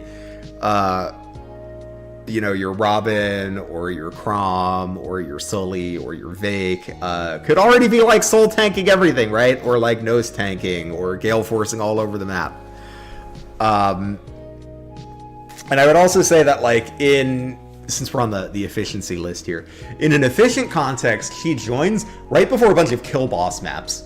And she joins at level 10. So, like, you want to train her, but it's hard because you, like, beat the maps in, like, 1-2 turns. She's still good. She's the only child you get for free. She does join the earliest. But I think in efficiency, I would only put her in, like, pretty good. Just because she's not around for the first 13 chapters, and it's, like, kind of a pain to train her. But I think she is the best of the child units, just because she comes the earliest, and you, like, don't have to play a paralog to get her. Paralog's not a big deal for some of the child units, like, Shell's paralog is fine because it unlocks immediately and it's not like too high level for you to do. But like Na's paralog is really annoying because it has like really high statted enemies in it. So even if you unlock it early, it's like if you could do it early, I don't know, your team's probably way ahead of the stats of a level 10 Manakete at that point, you know? For new players, I think I would put Lucina at like the top of recommend.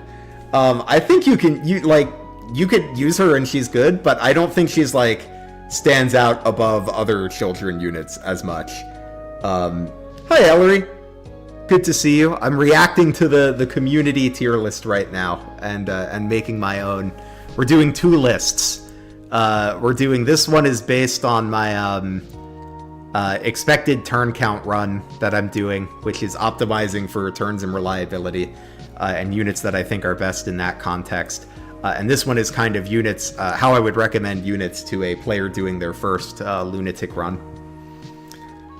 So in like the context of a first Lunatic run, I think Lucina's great, but I don't think she stands out that much over other children units. Like, I don't know, if you recruit Lucina and then you recruit Shell at the same time, is she that much better than Shell? She's like a little bit better, I think, but I don't think that much better.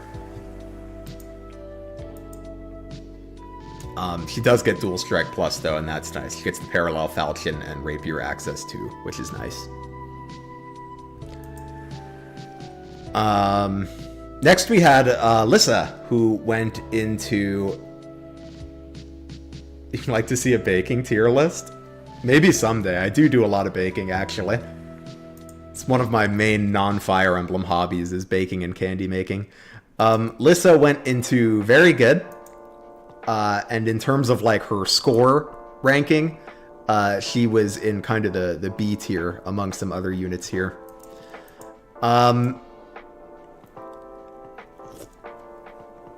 For the efficient context, I would definitely say Lissa is like, I don't know, top of lovely, lovely, lovely, I think. Maybe like bordering on best. She's like here for me. Lissa's really good in the early game. You need some staffing. She's the only one that can do it.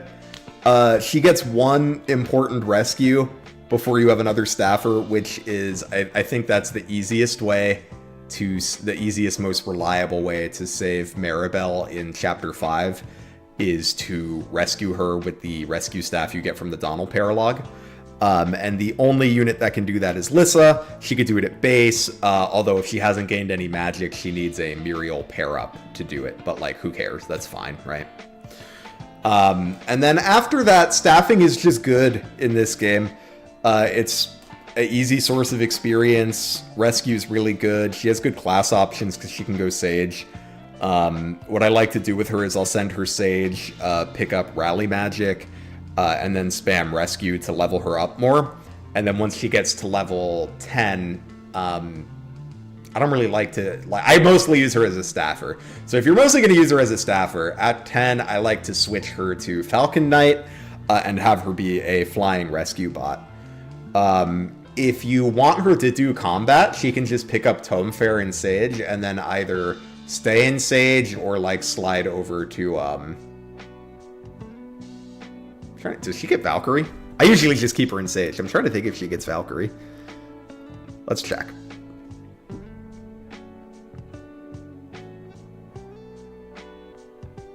Yeah, she gets Valkyrie. So you can either stay Sage or, like, put her in Valkyrie once she, like, grabs Tome Ferret. Yeah, you can make her bulkier in War Cleric, but then you know, she won't really do any damage. You lose tomes. I think the skill set's worse. Rally Luck, I think, is, like, low-key not a meme. There are a lot of enemies that have crit. It's nice if you can just be like, you know, I don't want to get crit this turn. I'm going to press the Rally Luck button. I don't think that's a bad skill. But I would rather have Rally Magic, right?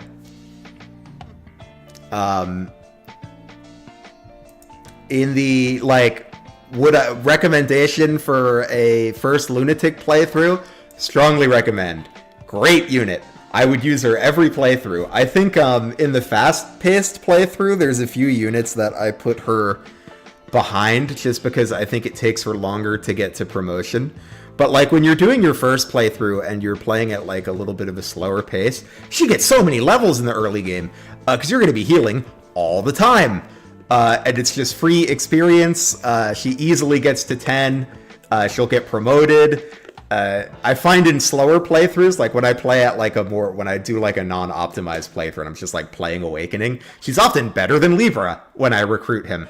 However, that does not happen in my fast playthroughs. She is usually not better than Libra in those. But in a casual context, I think this is like a top 5 unit. Next up is Sumiya, who went into very good. She's in our A- tier here. I'm gonna be honest, I am not totally sure where to put Sumiya in the, like, efficiency context. She's kind of a pain to train. You are rewarded for doing so, because she's a Pegasus. She's got a good class set. You can send her Dark Flyer and get Gale Force. You can marry her to Crom, and you get 2 Gale Force kids, and that's nice. In the efficient context, though, I have not been feeling like I'm really hurting for lack of Gale Force, though. A lot of the 1-turns that you would do with Gale Force are also enabled by rescue strats. I think Gale Force probably would have made some of them more reliable, but I also think training Sumiya in the early game probably would have made my clears less reliable, because her hit rates aren't amazing. I think the, like, floor, like, the lowest I could possibly put her would be pretty good. I'm debating between that and Lovely, Lovely, Lovely. Because even, like, if you don't train... I think you can train her and you get paid off for it. I'm not 100% sure on, like, how good that is relative to other training options. But I think even if you don't train her, she's still useful because you have those desert chapters where you just need, like, a Pegasus to, like, fly people around. Like, if you don't switch Fred to a flying class, then Sumiya and Cordelia are quite important for Chapter 9, because you need someone to ferry them around. She's important for Chapter 5 to bring Fred or Robin up to the fort on turn 1. So I think the lowest she could be is pretty good. I think being around in the early game is, like, probably, like, plus that is probably enough to put her ahead of Lucina. So I'm going to put her in Lovely, Lovely, Lovely. But I'm not 100% sure on that. I need to, like, try a run where, like, I train her more. Casual playthrough, I'm going to put her in Recommended. Here, I think it's easier to get her that Gale Force and have her pass it down in like, faster pace. I actually think that's pretty difficult. Getting to level 15 by Chapter 13 while going as fast as possible is hard. You could maybe do it, but it's not trivial. Casually, though, you can do whatever you want. You can get her to level 15. She can pass down her good class set to Lucina and her daughter. Pass down Gale Force, and then you're like a pretty happy camper at that point, right? Give you a pretty damn good Lucina boss killer if you train her a little bit. Often you can just get away with, like, 1 rescue. Like, you could do something like on Chapter 19, I think. That's, like, the big open field Walhart chapter. Do something like 1 rescue, then, like, Lucina runs up, kills somebody, Gale Forces to the boss, and then, like, kills Walhart. You could even do that with Sumiya herself, although she'll probably need some stat boosters, or, like, a damage pair-up, because she can have a bit of a weenie arm. She's, like, not that strong, I don't think. Let me just confirm that so I know I'm not spreading misinformation on the internet. Yeah, she's got a 45% strength growth. It's funny that that's, like, not exciting by Awakening standards. I feel like 45 would not be an unexciting growth in a lot of games. But it kind of is in Awakening. You can also send her Falcon Knight, and Falcon Knight's a very good class too. That gets you rally speed and staff access. She doesn't have that much magic, but even like a 2-3 range rescue is not useless. Next up is Cordelia. Interestingly, she went like a little ahead of Sumiya in the scoring, although they both went into very good. And I actually think in the efficient run, I'm open to maybe being wrong about this. Like I said, I need to do a run where I train Sumiya, but I think I agree. Because the thing is, I don't think in super fast play, getting like Sumiya to Gale Force before Lucina does not seem super realistic to me. So what I like to do instead with my Pegasus is just send them Falcon Knight and use them as like a flying staffer / speed rally bot. And Cordelia gets to do that after just 3 levels, right? You don't need big stats for that. So I kind of like Cordelia a little better. And then I think if you like want to train her, you like can, and it's fine, right? In casual play, though, I would, or like your first Lunatic playthrough, I'd put her a little under Sumiya just because I think it's less onerous to train Sumiya if you don't like, if you're not like super indexing on turns. Excuse me, I had to take a sip of my pineapple sparkling water here. But I don't think it's like a huge difference. You can train Cordelia. If you're like willing to slow down for Sumiya to train her, you could do the same thing with Cordelia. Throw her in Dark Flyer, pass it down to her kids. She can't marry Crom though, so she can't pass it to Lucina. It's a little sad, but you could ever like marry Robin or something if you want to pass it down to 2 kids. Next up is Tharja. Tharja went into very good. And is right with the Pegasus Knights here. I'm not as high on Tharja. Here's the thing about Tharja. I feel like the thing people like for Tharja is like the Nosferatu tanking. But I don't really think that Tharja has like a big monopoly on this, right? Like, you could have Robin do it. You could have Muriel do it. If I have Muriel do it, I think it's good to send her through Sage first. Pick up Rally Magic, pick up Tome Fair, then go Sorcerer, and then have Nosferatu. And I think that's pretty good for Muriel. Plus Muriel's around in the early game, which is nice. The other thing with Tharja is her skill is like problematically bad when she joins, at least for efficiency. Like, let me look at it here. Looking at 5 skill. That's not great, especially when we look at like the weapons she's using. Like, okay, let me pull up Nosferatu here. Nosferatu is a 65 hit tome that we're using on a 5 skill Dark Mage. Even with Hex and Anathema, which is good, it does help her hit more. Her accuracy is still a little scuffed, and I don't like it. This isn't to say she's bad. I think I'm still going to put her in pretty good for efficiency, because I think if you wanted her to do the like main combat unit thing, you could. And I don't think you would have to slow down a lot to do it. I think you would mostly take a reliability hit. But I don't love her as the main combat unit. Where I will give her some credit, though, even if you don't train her, I think she is still worth deploying sometimes, because Hex and Anathema are very good. We can look at those skills here. Here, let me pull up the skills list.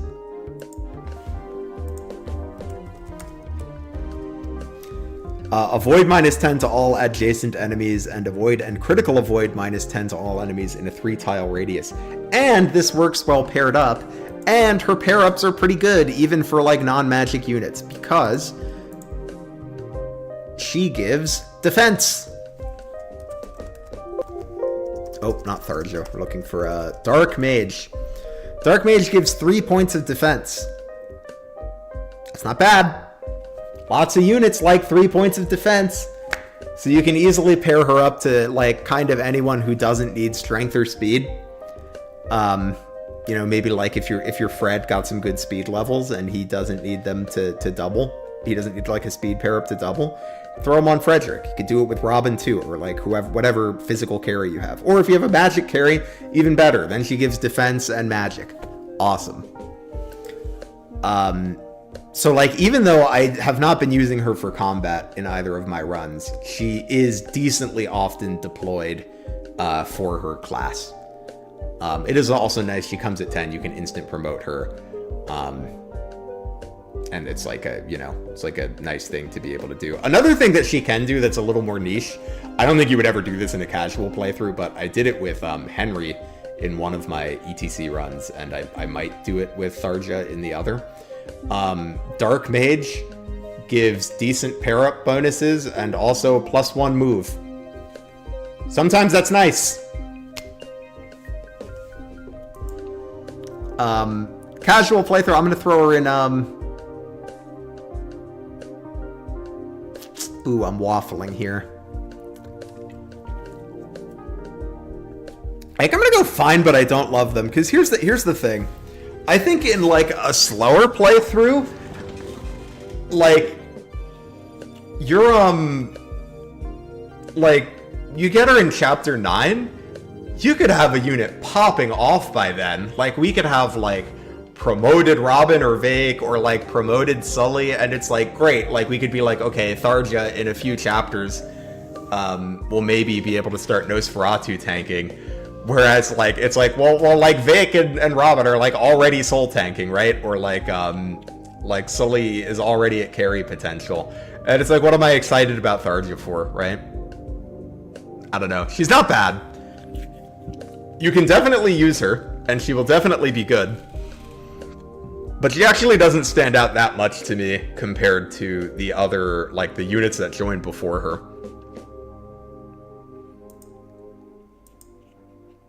Also, I don't like her reclass options. She can go Knight or she can go Archer, neither of which I think are great for her. Although Knight is pretty funny. She actually has really good defense, so if you like want to kind of meme around a bit, you can make a really beefy Tharja that way. Next up is Shursh. Shursh went into very good, and ranked pretty high, right below Lissa. Is that are we in the top 10? 1, 2, 3, 4, 5, 6, 7, 8, 9, 10. Just falling out of the top 10. I'm gonna be honest, this is a unit I don't like that much. She joins in chapter 12, so like, not like late, but like after the major training arcs are complete, right? Like we probably have a couple pretty good units by then. And she joins, and her bases are not like amazing. In particular, she's a little slow. 12 speed is like or sorry, that's Cordelia. I'm looking at the wrong unit. She's actually a little slower than that. For reference, 11 is like fast in chapter 3. Like that's when you get to start doubling early game brigands with a speed pair up.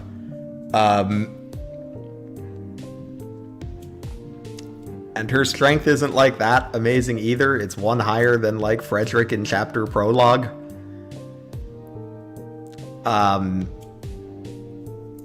So her stats are a little iffy.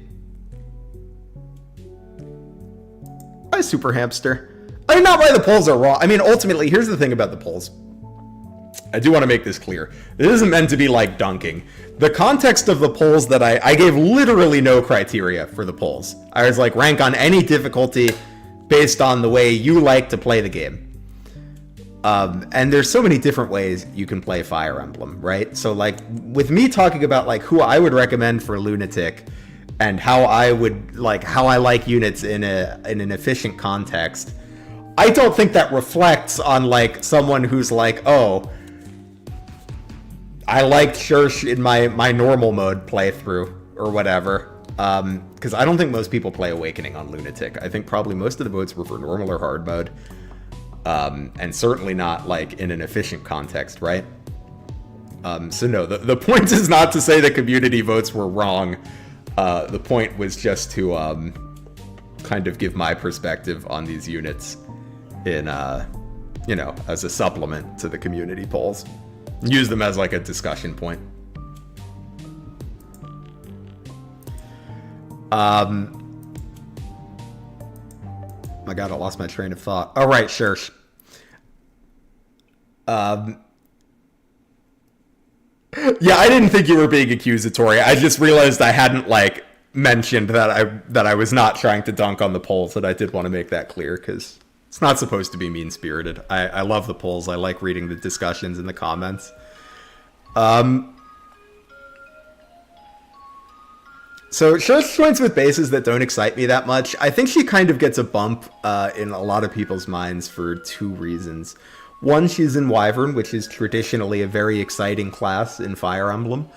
And two, she joins holding a hammer in a map with several generals that she can one-round, which is nice. But here's the thing. That map is not all generals. There's also a bunch of Cavs. and she does not do well against them. So it's nice that she can kill the generals, but she doesn't have like a stellar performance on that map overall.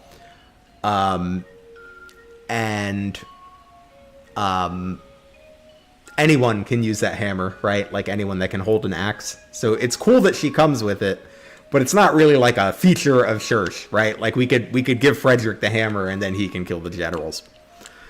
Where I will give her a little credit for the efficiency list is having a flying unit that can instantly promote and like be able to ferry people around and provide a +1 move pair up is of value, and I deploy her sometimes for that reason. Especially if you can like sneak her the occasional kill or like pair her up to a unit that's going to do heavy combat to get her some EXP. Because like what you can do is you can make her a Griffin and she can ferry people around, provide +1 move on pair up, and if she gets to level 5, which is not a given, unless you like try to make it happen, which I think you could, because there's like boss kills you could maybe feed her. I bet you could without too much difficulty get her like the level, the chapter 14 boss kill. And like maybe the occasional kill on some other maps. If you get her to level 5, she picks up Deliverer, then this is suddenly a useful unit. Not for like combat, but for like ferrying units around. I think training her as a primary combat unit in the efficient context would be pretty annoying though. So I'm going to say, I think all of that amounts to a unit that I feel like kind of meh about. So I'm going to go meh.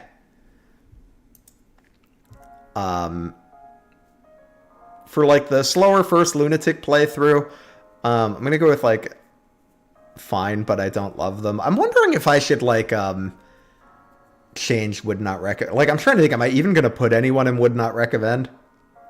Like maybe Donald? Like, does it make sense to have this tier then? Here, I think this is like literally going to be the Donald tier. We're going to call it I don't like him. Yo, we'll talk about that when we get to it.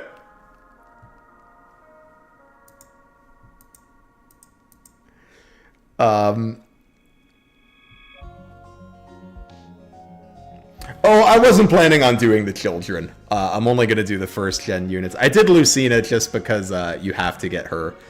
But I wasn't going to rank the children today. The children are kind of weird to rank. Henry is nearly unusable. I wouldn't go quite that far, but we'll get to Henry when we get to him. I have some thoughts on Henry. But Church definitely is in like fine, but I don't love them. A lot of units are going to be in here, I think. I think this is going to be like a 3-tier list for like the how I would recommend them to people on their first playthrough. Because the thing about Awakening, there's really no like trash units, right? At least like rather, there's no units that like cannot be made good with a little effort. Like if you want Church to carry in like a slower playthrough, she absolutely can. You missed the chance to defend Tharja. Well, I'm not going to go back to Tharja, but if you put your thoughts in chat, I promise I'll read them.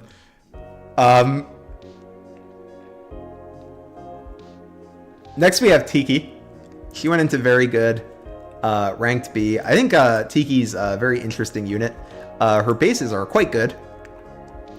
They don't tell the whole story. They're not. I think they're like not going to look that good when I show them here. Oh, good. They include the Dragonstone stats because that's the thing that makes her like stats like quite good. And I was like, it might not show them here. You'll see that they add quite a few stats. It gives like 13 defense, 11 strength, 4 speed. Sadly, this only leaves her at 20 speed. It's a little slow. I lied. She has lunatic bonuses. 22 speed. Plus 4 is 26. It's like a little low. She's not going to double everything. But for a unit that you get for free in the late game, this is like probably, outside of Flavia and Basilio, the pre-promote you get that's like most ready to just do stuff. Like you get her and she's fine for fighting She doesn't have a lot of support options, but she does at least have a few, which is nice. I don't think the Tiki Paralog's that bad. There's a trick to the Tiki Paralog. Here, I can...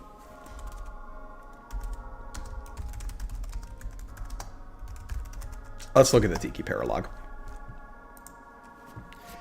So there's a trick. I think they have a diagram for it on this page. Oh, it's like kind of a bad diagram. Here, we're gonna make a MS Paint diagram here.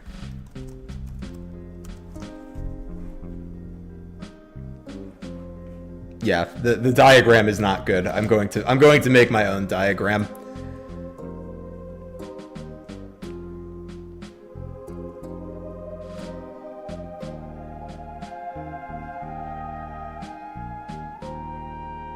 It's my window capture.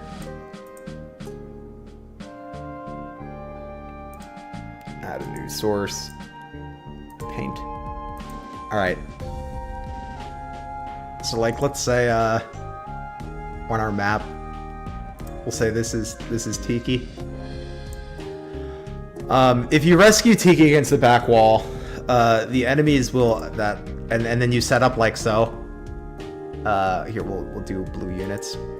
We'll say there's like a square here, here, here, here, and here, and then we have our blue units here, here, here, here, here, here, and here. As long as they can, meaning like as long as there's available spaces, the enemies will move before they like move to attack any of these dudes. They will move. Here, we'll use red for the enemies. They will move here, here, here, here, here, here, here, here, here, and here. And they will only attack these three. So as long as you have like 3 units that can kill enemies, that's not that bad. You just kind of end turn simulator. And you can like put like units you want to train here. You do like an archer here, get to like shoot them, get some EXP, and like a rally bot if you're like worried about like one of your units surviving or something.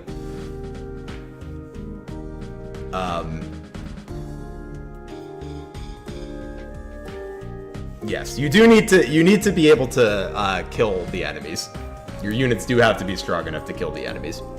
If not, like, if these, let's say there's like a 4th guy on the right, and these 3 spaces are occupied, so he moves like here, or he moves here, then they will attack these guys. So you need to be able to hit the enemies.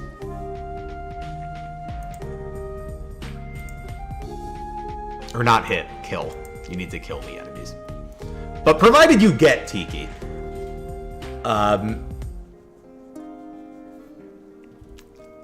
provided you get Tiki in Lunatic, I think Tiki is pretty good when you get her.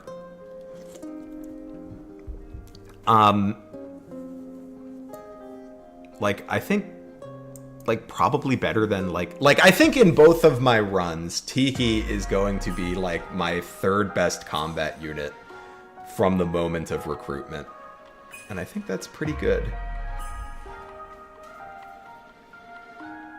Why do you need Tiki if you can beat her parallel? I mean, you don't need anyone, right? Like, we could just beat the game with Krabben if we want. But, like, we're kind of, like, assuming, like, how good is the unit if we get them, right?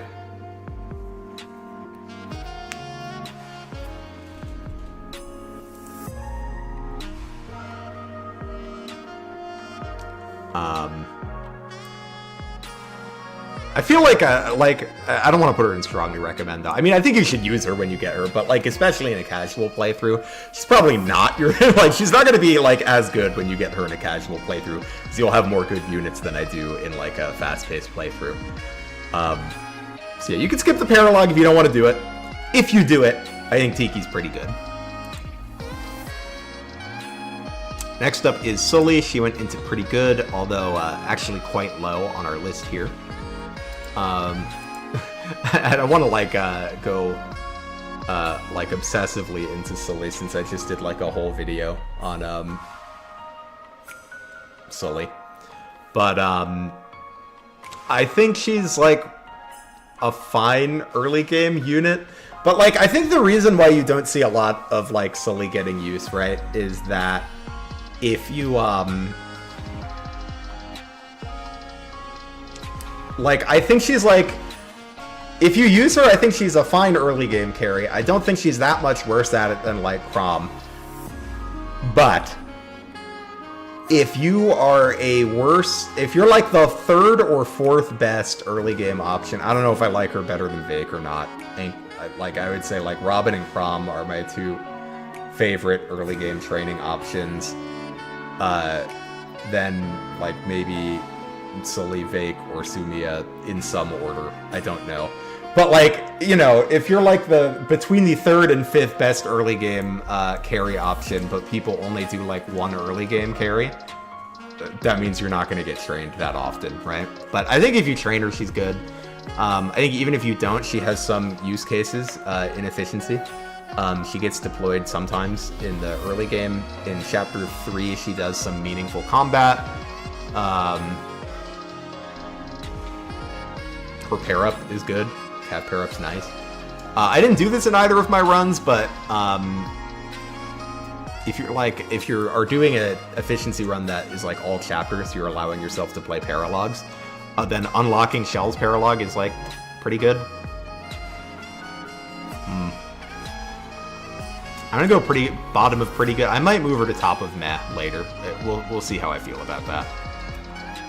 I think I'm gonna go top of meh, and then if I'm feeling spicy, maybe later I'll move her up.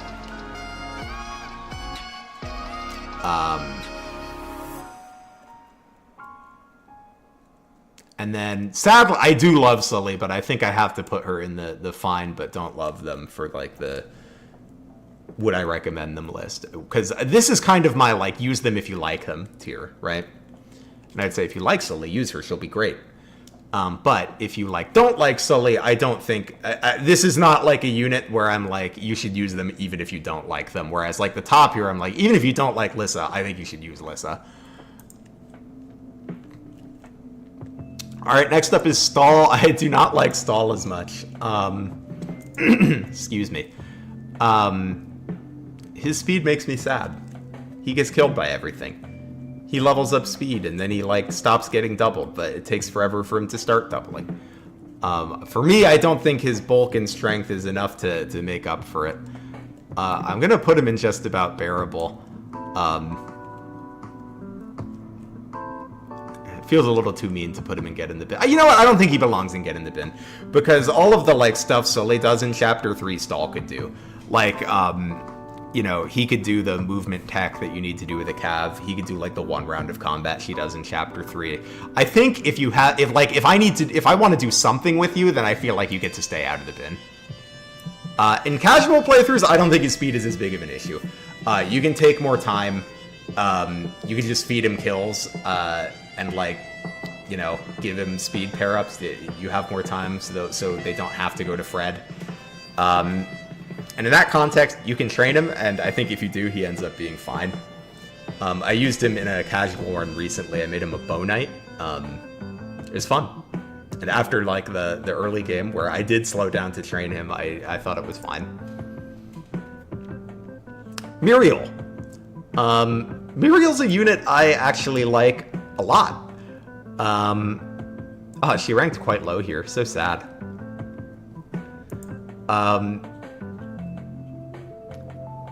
I'm gonna give maybe this is a hot take. I think Muriel's like better than these units.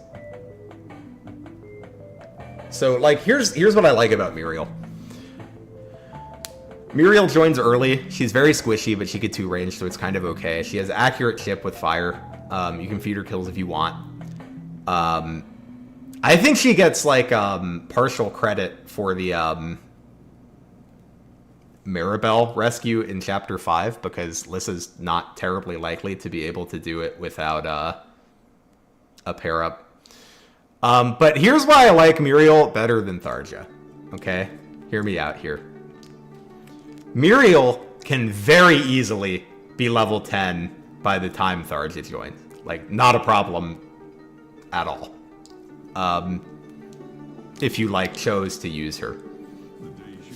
And at that point, her class set is better. Because she has the option of going Sage for, like, the big rescue staff, right? And if you want a nose tank, she could do that too. She's like less bulky than Tharja, but like if you take her through Sage first, that's fine. So yeah, I don't know. I like her a little better. I will say I usually use her for the rescue thing. I don't actually make her a dark mage very often. I mostly just use her for the big rescue staff. I will say it's like kind of nice in the early game if you give her a Seraph Robe, then she can actually take one hit, which makes it easier to train her. For that reason, I'm going to put her in recommend. I think she's a pretty good unit.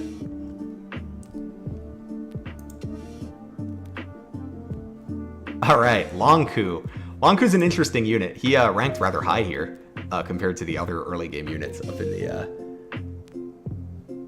the B tier.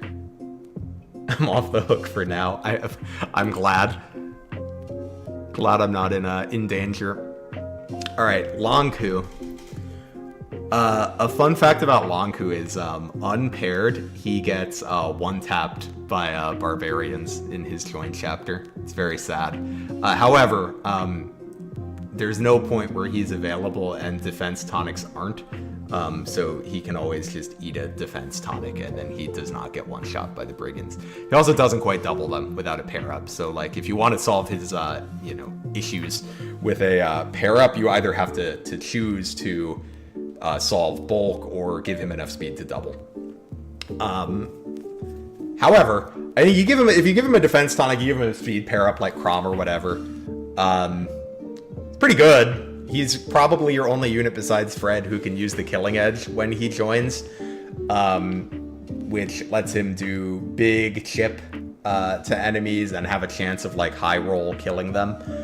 And then I think if you like wanted to train him to level 10, which I didn't, but I think if you wanted to, he could kind of like Killing Edge his way to level 10, only slightly painstakingly.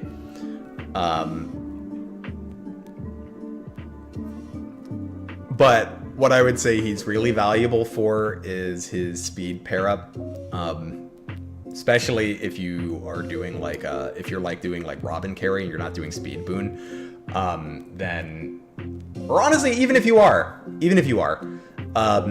Longku's pair up is really valuable early, because Fred often needs a speed pair up to double, and then like your second combat unit probably will too. Like if you're using Vake, you're gonna want to use the speed pair up to make sure that you don't get doubled and double the really slow enemies.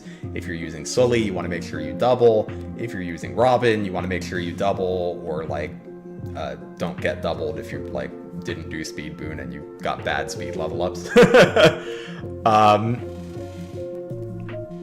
to think if that amounts to bottom of pretty good or top of meh. I'm leaning towards like top of meh. I like Sully better as a carry, but I think that like what Longku does in runs where he's not a carry is a little better than what Sully does overall. And I'm going to say that I value that a little bit more.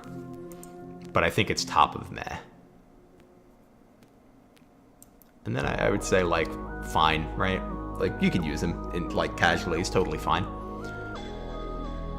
His class set's not like amazing. He gets Wyvern. I didn't talk about this with Church. I meant to talk about this before. Wyvern's a weird class in Awakening.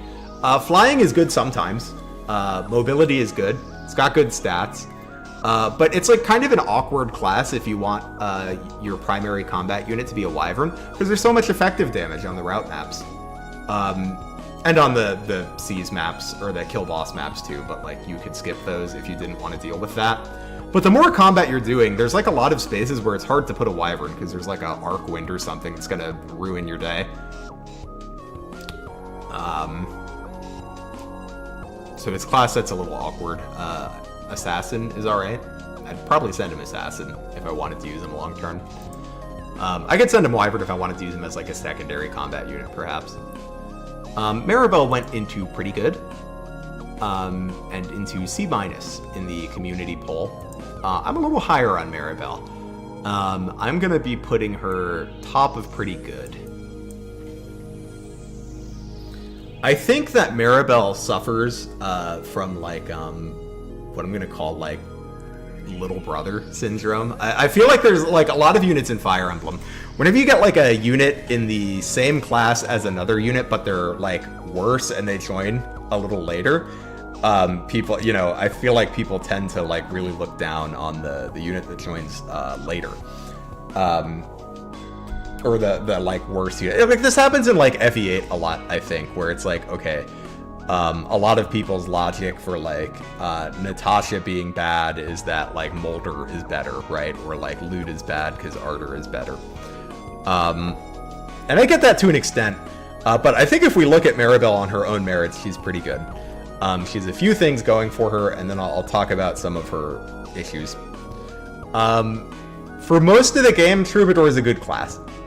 She does join right before the desert, which is unfortunate for Troubadour, but most of the game, Troubadour is a good class.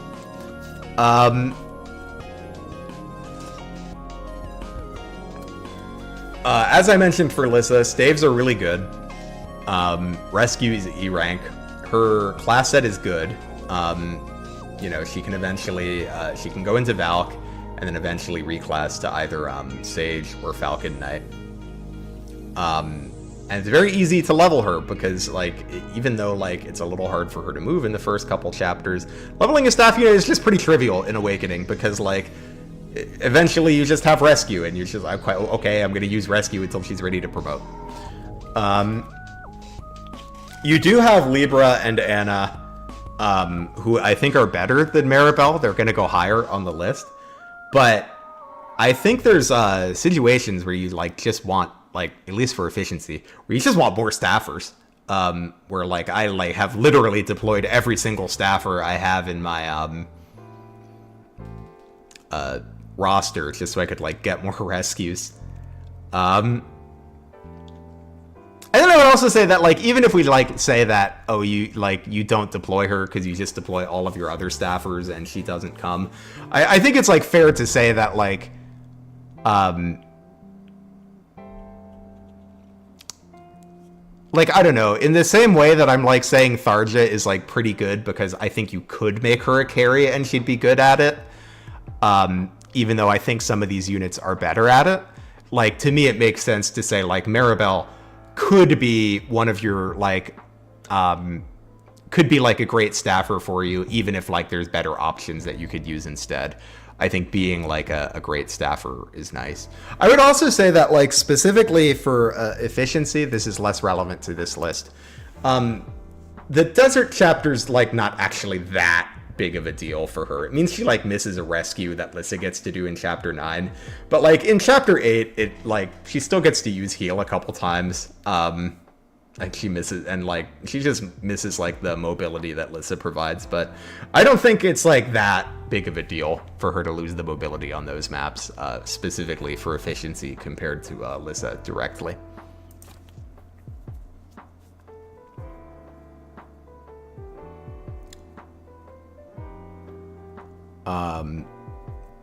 Does efficiency use Maribel? In the 2 runs I did, which are not like the end-all be-all, right? They're just my runs. I don't think they're like fully optimized yet. She gets deployed sometimes. But I think if I used her instead of Lissa, I don't think it would make like a huge difference. I think it would matter for like chapter 9, and like probably not that much after that.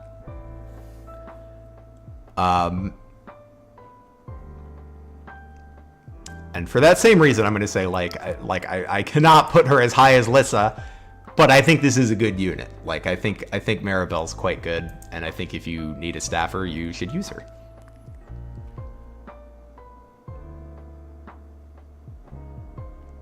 All right, next up is Pan. Pan went into pretty good, and top of our C+ tier. And yeah, I mean, I think I broadly agree. I'm going to put her in pretty good. Pan's got a few things going for her. One, she's decently competent at base. She can fight things. She doesn't die. She has a chance to double. And two, if you want to make her a carry, she has the option of going Wyvern, which gives her pretty good bases. She does lose her Beast Stone bonuses. I think like let me look. I think it's still an upgrade overall. It's not like as big an upgrade as I think some people think, but I think it's still an upgrade. Like, let me look at the base stats for Tagwell. I don't know how that's pronounced, by the way. I've heard Tagul, I've heard Tagwell, I've heard Taguel. Like, let me look at the difference between this and Wyvern. Yeah, like, she gains 5 strength, which is a positive trade. She gains...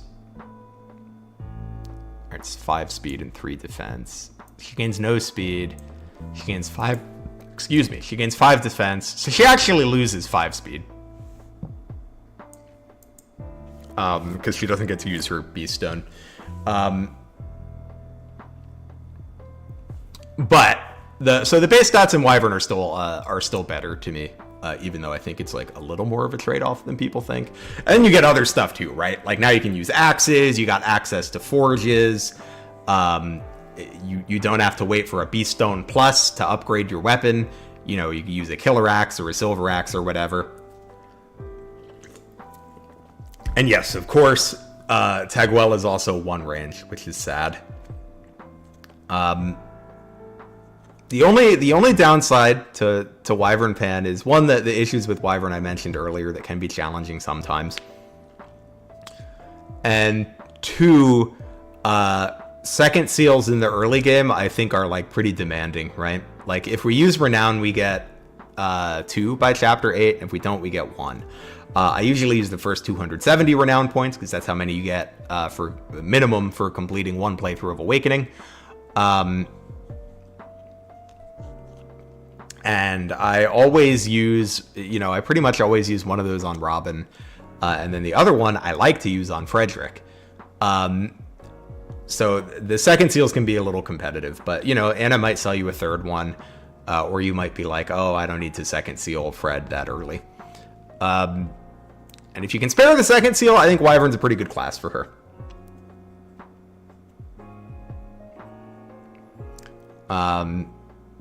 Yeah, Griffin or Wyvern Frederick is what I usually do. Although, honestly, you could send him Paladin, too, and I think that's fine. Hi, Henry. Yeah, the E-Axe is also a pain. And it does take her a little while to get out of, because it's not like she's coming from Cavs, so she doesn't have discipline. But, she can get out of it eventually if you want her to. The other thing she's good for is, I'm going to put her in recommend here for similar reasons. The other thing that Pan is good for is her pair-up is actually quite nice. It gives, I believe, attack and speed, which is great. Lots of units want that. Let's have a look. Yeah, strength, skill, speed is a good pair-up bonus. You're happy with that, usually. Next, we're going to do Nowy. Nowy is a unit I have not used long-term very much, because as a character, I really don't like Nowy. And she went into B+, or B, not B+. I'm going to put her in meh. Her bases are pretty subpar. She can level pretty fast because she comes at a low base level. I think she comes at level 3. Yep, that's right. Her speed is just like garbage, and it's going to take a while for her to grow out of it. Like, I know she grows fast, and her growths are, I think they're not bad. Let me look. Now I think this is a 50 speed growth. This is the same as Fred. It's going to take a while before we grow out of that speed situation. She will get bulky. She's got 65 defense growth, and the Dragonstone gives her defense, and eventually she goes to a Dragonstone Plus, and then she gets more Dragonstone. But I think the early game is pretty rough. Hi, Big Clingy. I'm looking at the community tier list, and then I'm making my own 2 tier lists. This one is based on my efficiency run. So this is like if you're optimizing for turns and reliability. And this is kind of how I would recommend units to someone playing Awakening for the first time. Because I think that can be a little different. Like, I think Crom is a unit that I would always recommend, like, someone use on their first Lunatic run. But, like, in efficiency, I think he falls just out of the top tier for me.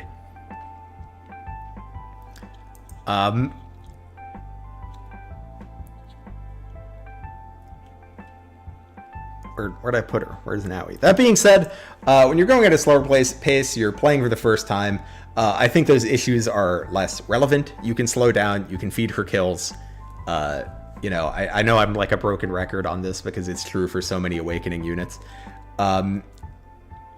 Like, so many issues in Awakening can be solved by, like, yo, just give the unit more levels. And when you're playing the first time, you can do that, right? So there's no reason not to use units that you like in Awakening. Or in any Fire Emblem game, really. But, you know, we're talking about Awakening, so that's why I said an Awakening. Next up is Gregor. He went into pretty good. And I agree. I'm going to put him in pretty good. Gregor's a funny unit. He joins the same chapter as Nowy. He has, like, not amazing bases, but, like, serviceable bases, right? Like, especially if you insta-promote him, which you can. I think that's good. He can come, he can contribute immediately, which is great. He's got a fantastic class set. You can send him into Hero, which is an awesome combat class. And he could pick up good skills, right? Like, he could pick up Soul, which is great if you want to use him as a carry or if you want him to fight. Or if you just want him to, like, marry someone and pass a great skill down. It's just 5 levels to get him Hero, right? Or to get him Soul. I don't know. I don't have, like, a ton to say about this guy. He's just a unit with, like, solid stats when he joins, with the potential to, like, promote and be useful. How is early promoting in Awakening? I would say it's, I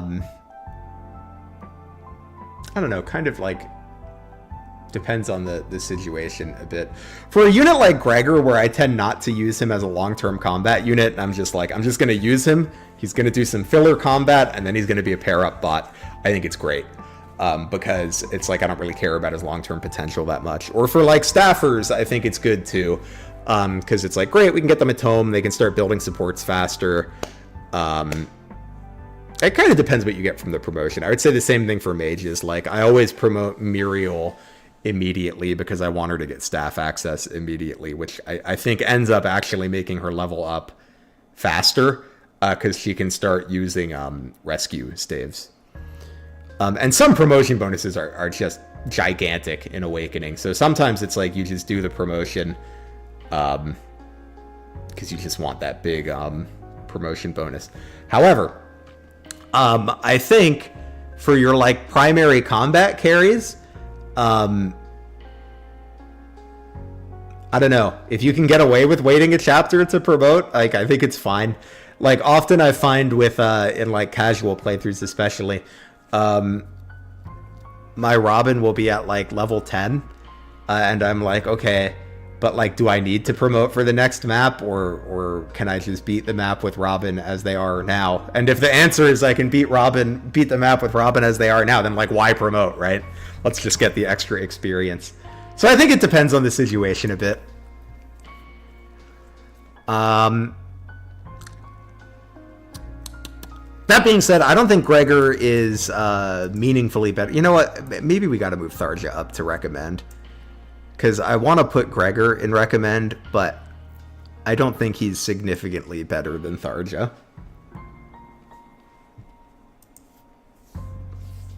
Next up is Libra, who I was so sad to see go into pretty good. Look at my boy. He's so low. He's one of my favorite units in Awakening. Where is he? I'm gonna go. I don't think he's like. Oh, I think he isn't the best. I think he is. Libra's so good. Libra's a pre-promote with solid stats, great magic for rescuing. Rescue in efficiency is so good. It's the way you get all of the big one turns. He can do, at least when he joins, he could do some combat in a pinch. Like, his stats are all right enough to do that. He can easily spam staves for EXP or for building supports. I like to do that with Lissa. If you used Maribel, you could do it with Maribel too. If you're like feeling spicy, he's got some good reclass options. I think he has Mage and Dark Mage. So like if you're like, ooh, I want to do the nose tank thing on Libra, you can, and it works. Oh, I'm looking at the wrong thing. I want to look at class sets.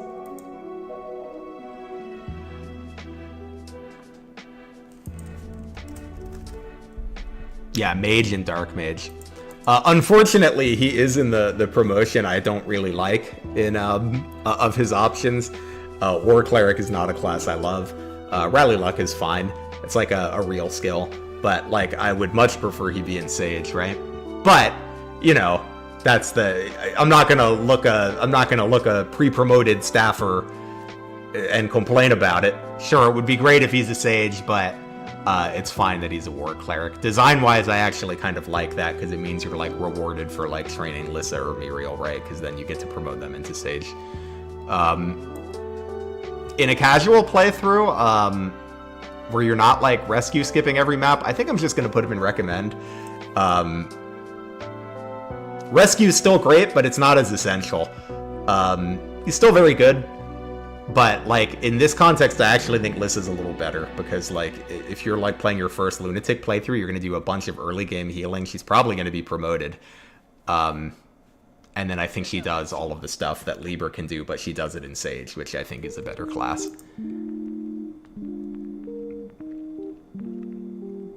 Next up is Anna, who I feel very similarly about. I'm actually going to put her a little higher. I mean, Master Seals are limited, but they're not that limited. You get 1 in 8, you get 1 in 10, you get 1 in 11, you get 1 in 9. I don't think you get 1 in 9. You do not, but you get 1 in 10, you get 1 in 9, 10, 11, I think 12, and then they become viable. Anna and Libra I like for very similar reasons. I like Anna a little bit more for the following reasons. Her combat's a little bit better because she joins disgustingly OP. Great bases for when she joins. And she's a move pair up. She gives you move if you need to. So I like Anna. She's really good. But I don't have too much to say about her that's unique from what I said about Libra. By the way, I need to like stop in 8 minutes, so I'm gonna try to hurry this up. So I apologize that I'm gonna take a quicker approach to the rest of these units because I think I get to spend about a minute on each of them. Okay, Henry. Henry's stats are really bad when he joins. If you want to meme around, you could like make him like a funny brigand for good pair-ups. But you know, then he's like a level 1 brigand, and that's unfortunate. He's got good class sets to pass down as a parent. The reason I'm going to put him in just about bearable instead of the bin for efficiency is that I have found a couple occasions where it is like useful to just have an instant promoted Dark Knight with Hex and Anathema to use as a pair-up bot. So I don't know. I feel like I can't put him in the bin because, like, I don't know. Sometimes I deploy him. I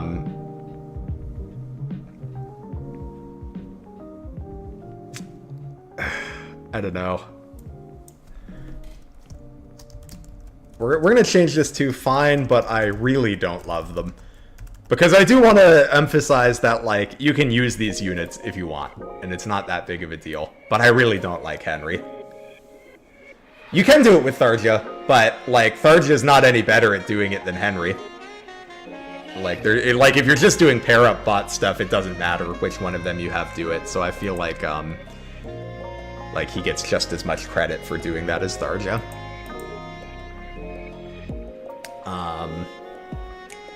Sayri. Sayri is a mediocre combat unit that joins in the middle of the game. However, she gives +7 speed on pair-up, which is useful sometimes.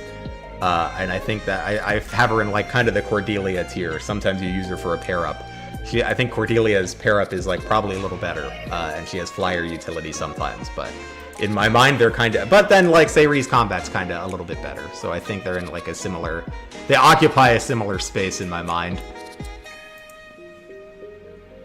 Basilio and Flavia we're gonna do together. They're actually quite good when you have them. Their bases are good. However, like, for efficiency, they're just not around that long. So I feel like the highest I can put them is meh. Like, I can't, like, put these units higher for meh when they're around for, like, 2 seconds, right? However, I'm gonna put Flavia ahead because she's my favorite.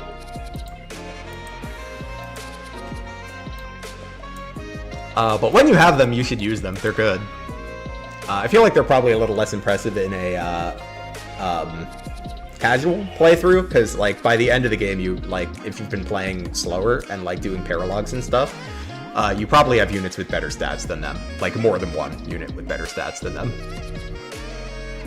Alright, next up is Virion. Question for Virion is he just about bearable, or is he meh? Virion's role is that he gets deployed in, like, 3 chapters. He does 1 attack and does pair-ups in Chapter 1. In Chapter 2, he does 1 attack and does pair-ups. And in Chapter 3, he does 1 attack and pair-ups, and then I stop deploying him. And if you could do that without deploying him on Chapter 3 too. I don't know, honestly, if I'm keeping Nowy out of just about bearable, then he has to stay out of just about bearable, because, like, that's more than I do with Nowy. I think Nowy is just here because, like, I don't know, hypothetically, you could train her if you want. In a casual playthrough, I'm really not interested in Virion. I'd rather train, like, anybody else. But if you do, it's fine. He's got weird reclass options. Mage is one of them. And then he can go Wyvern. So if you want to be, like, silly, he can promote to Bow Knight, pick up Bowbreaker, and then switch to Wyvern. You have a Bowbreaker Wyvern, and that's pretty funny. Vake went into just okay. Rated C-. I think Vake's a perfectly respectable unit. I think he's, like, similar to Sully to me. I guess I'm going to put him in meh. You could make an argument for pretty good, I think. I'm not that high on this guy. I think you can make him a carry, just like you could make Sully a carry. But he's, like, the, like, 3rd or 4th, like, option for unit I want to train in the early game. And, like, how high you rate, like, the 3rd or 4th best option in the early game is, like, up to you, right? Like, I think you could, like, you could make the argument that, like, he should be pretty high up, right? Because, like, if you do use him, you can easily make him a soul tank hero, and then he just, like, wrecks the game, right? Just like you could do that with, like, Sully. I mean, not a soul tank hero, but, like, you can make her a paladin, feed her a bunch of kills early, and then she gets to dominate the game. So it's like, I don't know how much credit to give for being, like, the 3rd to 5th option for, like, your main combat unit from the early game. I think you could make an argument for higher, but that's where I'm going to put him. Kellum. I don't like Kellum. He's got a good pair-up. Gives a lot of bulk. If your Fred gets good speed levels, or if you're doing, like, Speed Boon Robin, sometimes you can use him for a defense pair-up in the early game, where he gives, like, defense strength, and that's why I'm going to keep him out of the bin. However, he's not great. I would not train him long-term. And he is going to go in that fine, but I really don't love them here, because here I don't even really care about the pair-up that much. Like, I don't know, maybe I'd use it sometimes, but it's not that important to me. Next up is Donald. He's funny. He went into the mid-tier by scoring, because his 2 highest voted categories were bottom and top. I think for efficiency, he's got to go in the bin. I feel bad. I don't want to put any units in the bin, but training Donald is rough for efficiency. There's really no way to do it without sacrificing reliability. You could like forge him a bunch of hit on a lance, but like for what, right? Like then we're eventually going to get him to Merc. It's probably going to take a while if we're not like spending turns to do so. And then he's going to switch to Merc and have E-swords, and it's a little sad. This may come as a surprise, but I'm going to say fine, but I don't love them in a casual playthrough. In a casual playthrough, I don't think it's that bad to train him. And if you do, great, it gets to be a big soul tank. That's like better than what these guys do. Like if you train Donald, he will be much better than Henry by the time he joins.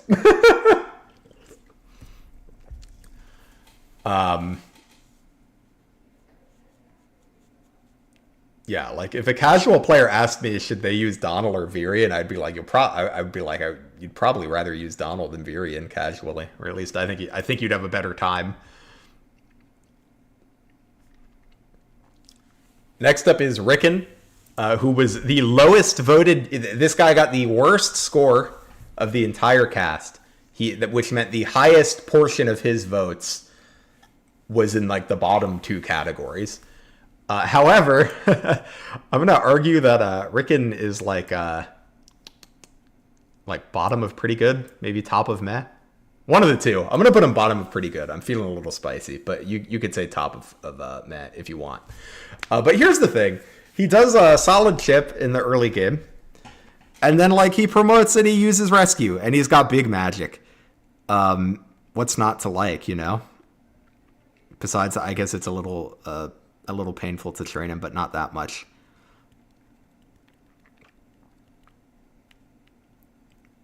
So in efficiency, I like him.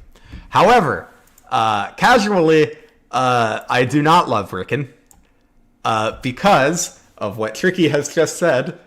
5 speed. This dude is slow as hell. I don't even think his growth is particularly great.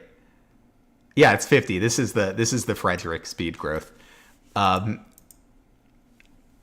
speed is rough. I really don't like him as a like combat carry type unit. It's annoying to patch up his speed. I would rather use a unit with that can more easily. Yeah, I know, Awakening where 50 speed growth is bad. It's crazy. But like there are some really high speed benchmarks to hit later in the game. Like if we're thinking like a primary combat unit, like the unit we want to kill bosses, right? And that doesn't have to be what you do with Rickon. You could make him like a secondary combat unit if you want. But like,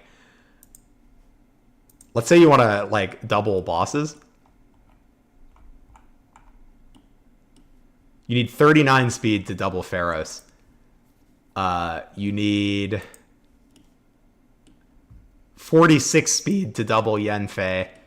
And you need 42 speed to double Walhart. Like, it's tough to double these enemies, even with like the crazy Awakening growths. So yeah, his speed's a little unfortunate, but I think like in an efficient context, I don't know, rescue is good.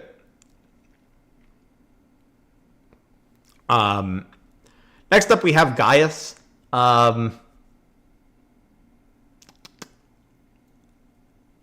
think I'm gonna go bottom of meh instead of top of just about bearable. There's not a ton of thief utility in this game.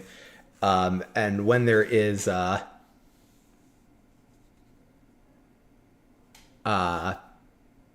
know, there's some stuff for him to do sometimes. He gets you a goddess icon. You could bring him to open chests later, though I would rather do it with Anna. He is similar to Lonku. He actually has better bases. Although I think if you use Lonku, like if you're actually using Lonku and not just using him for pair-ups, he could gain a level or 2 by the time Gaius joins. His pair-up is better than Gaius's for combat. Gaius gives +2 speed, Lonku gives 4. The trade-off is that Gaius gives +1 move, which is meaningful sometimes. Because he's your first. He's like your only plus move pair-up for a little bit. The other thing Lonku has going for him is that he has Sea Swords, so he can use the Killing Edge. And then also, one area where Lonku does lead Gaius is in bulk. I think he has 2 more defense, if I remember correctly, which is a little sad for or he has 2 less, which is a little sad because remember, Lonku's bulk is bad. Like Lonku's getting one shot by stuff, so it's even worse for like Gaius 2 chapters later.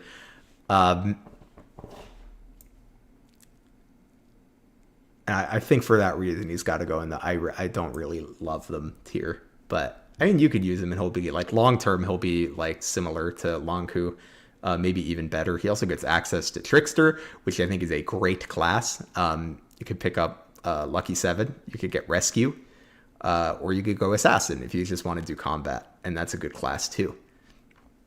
But yeah, that's all my thoughts on all of the units. If any of y'all participated in the polls, I hope you enjoyed them. I really enjoyed reading everybody's comments and seeing where the units placed. And thank you guys for hanging out. On Sunday, Frubbles is away for the weekend, so no Pokemon. I think instead we're going to stream a ROM hack of Sacred Stones called Sacred Stones Reforged. So if you want to see a fun Sacred Stone, well, hopefully fun, I've only played the first 4 chapters of it, a Sacred Stones rebalance, come hang out on a Sunday night. I think it'll be fun. But thank you all for hanging out, and I hope you have a wonderful rest of your weekend, and Happy New Year.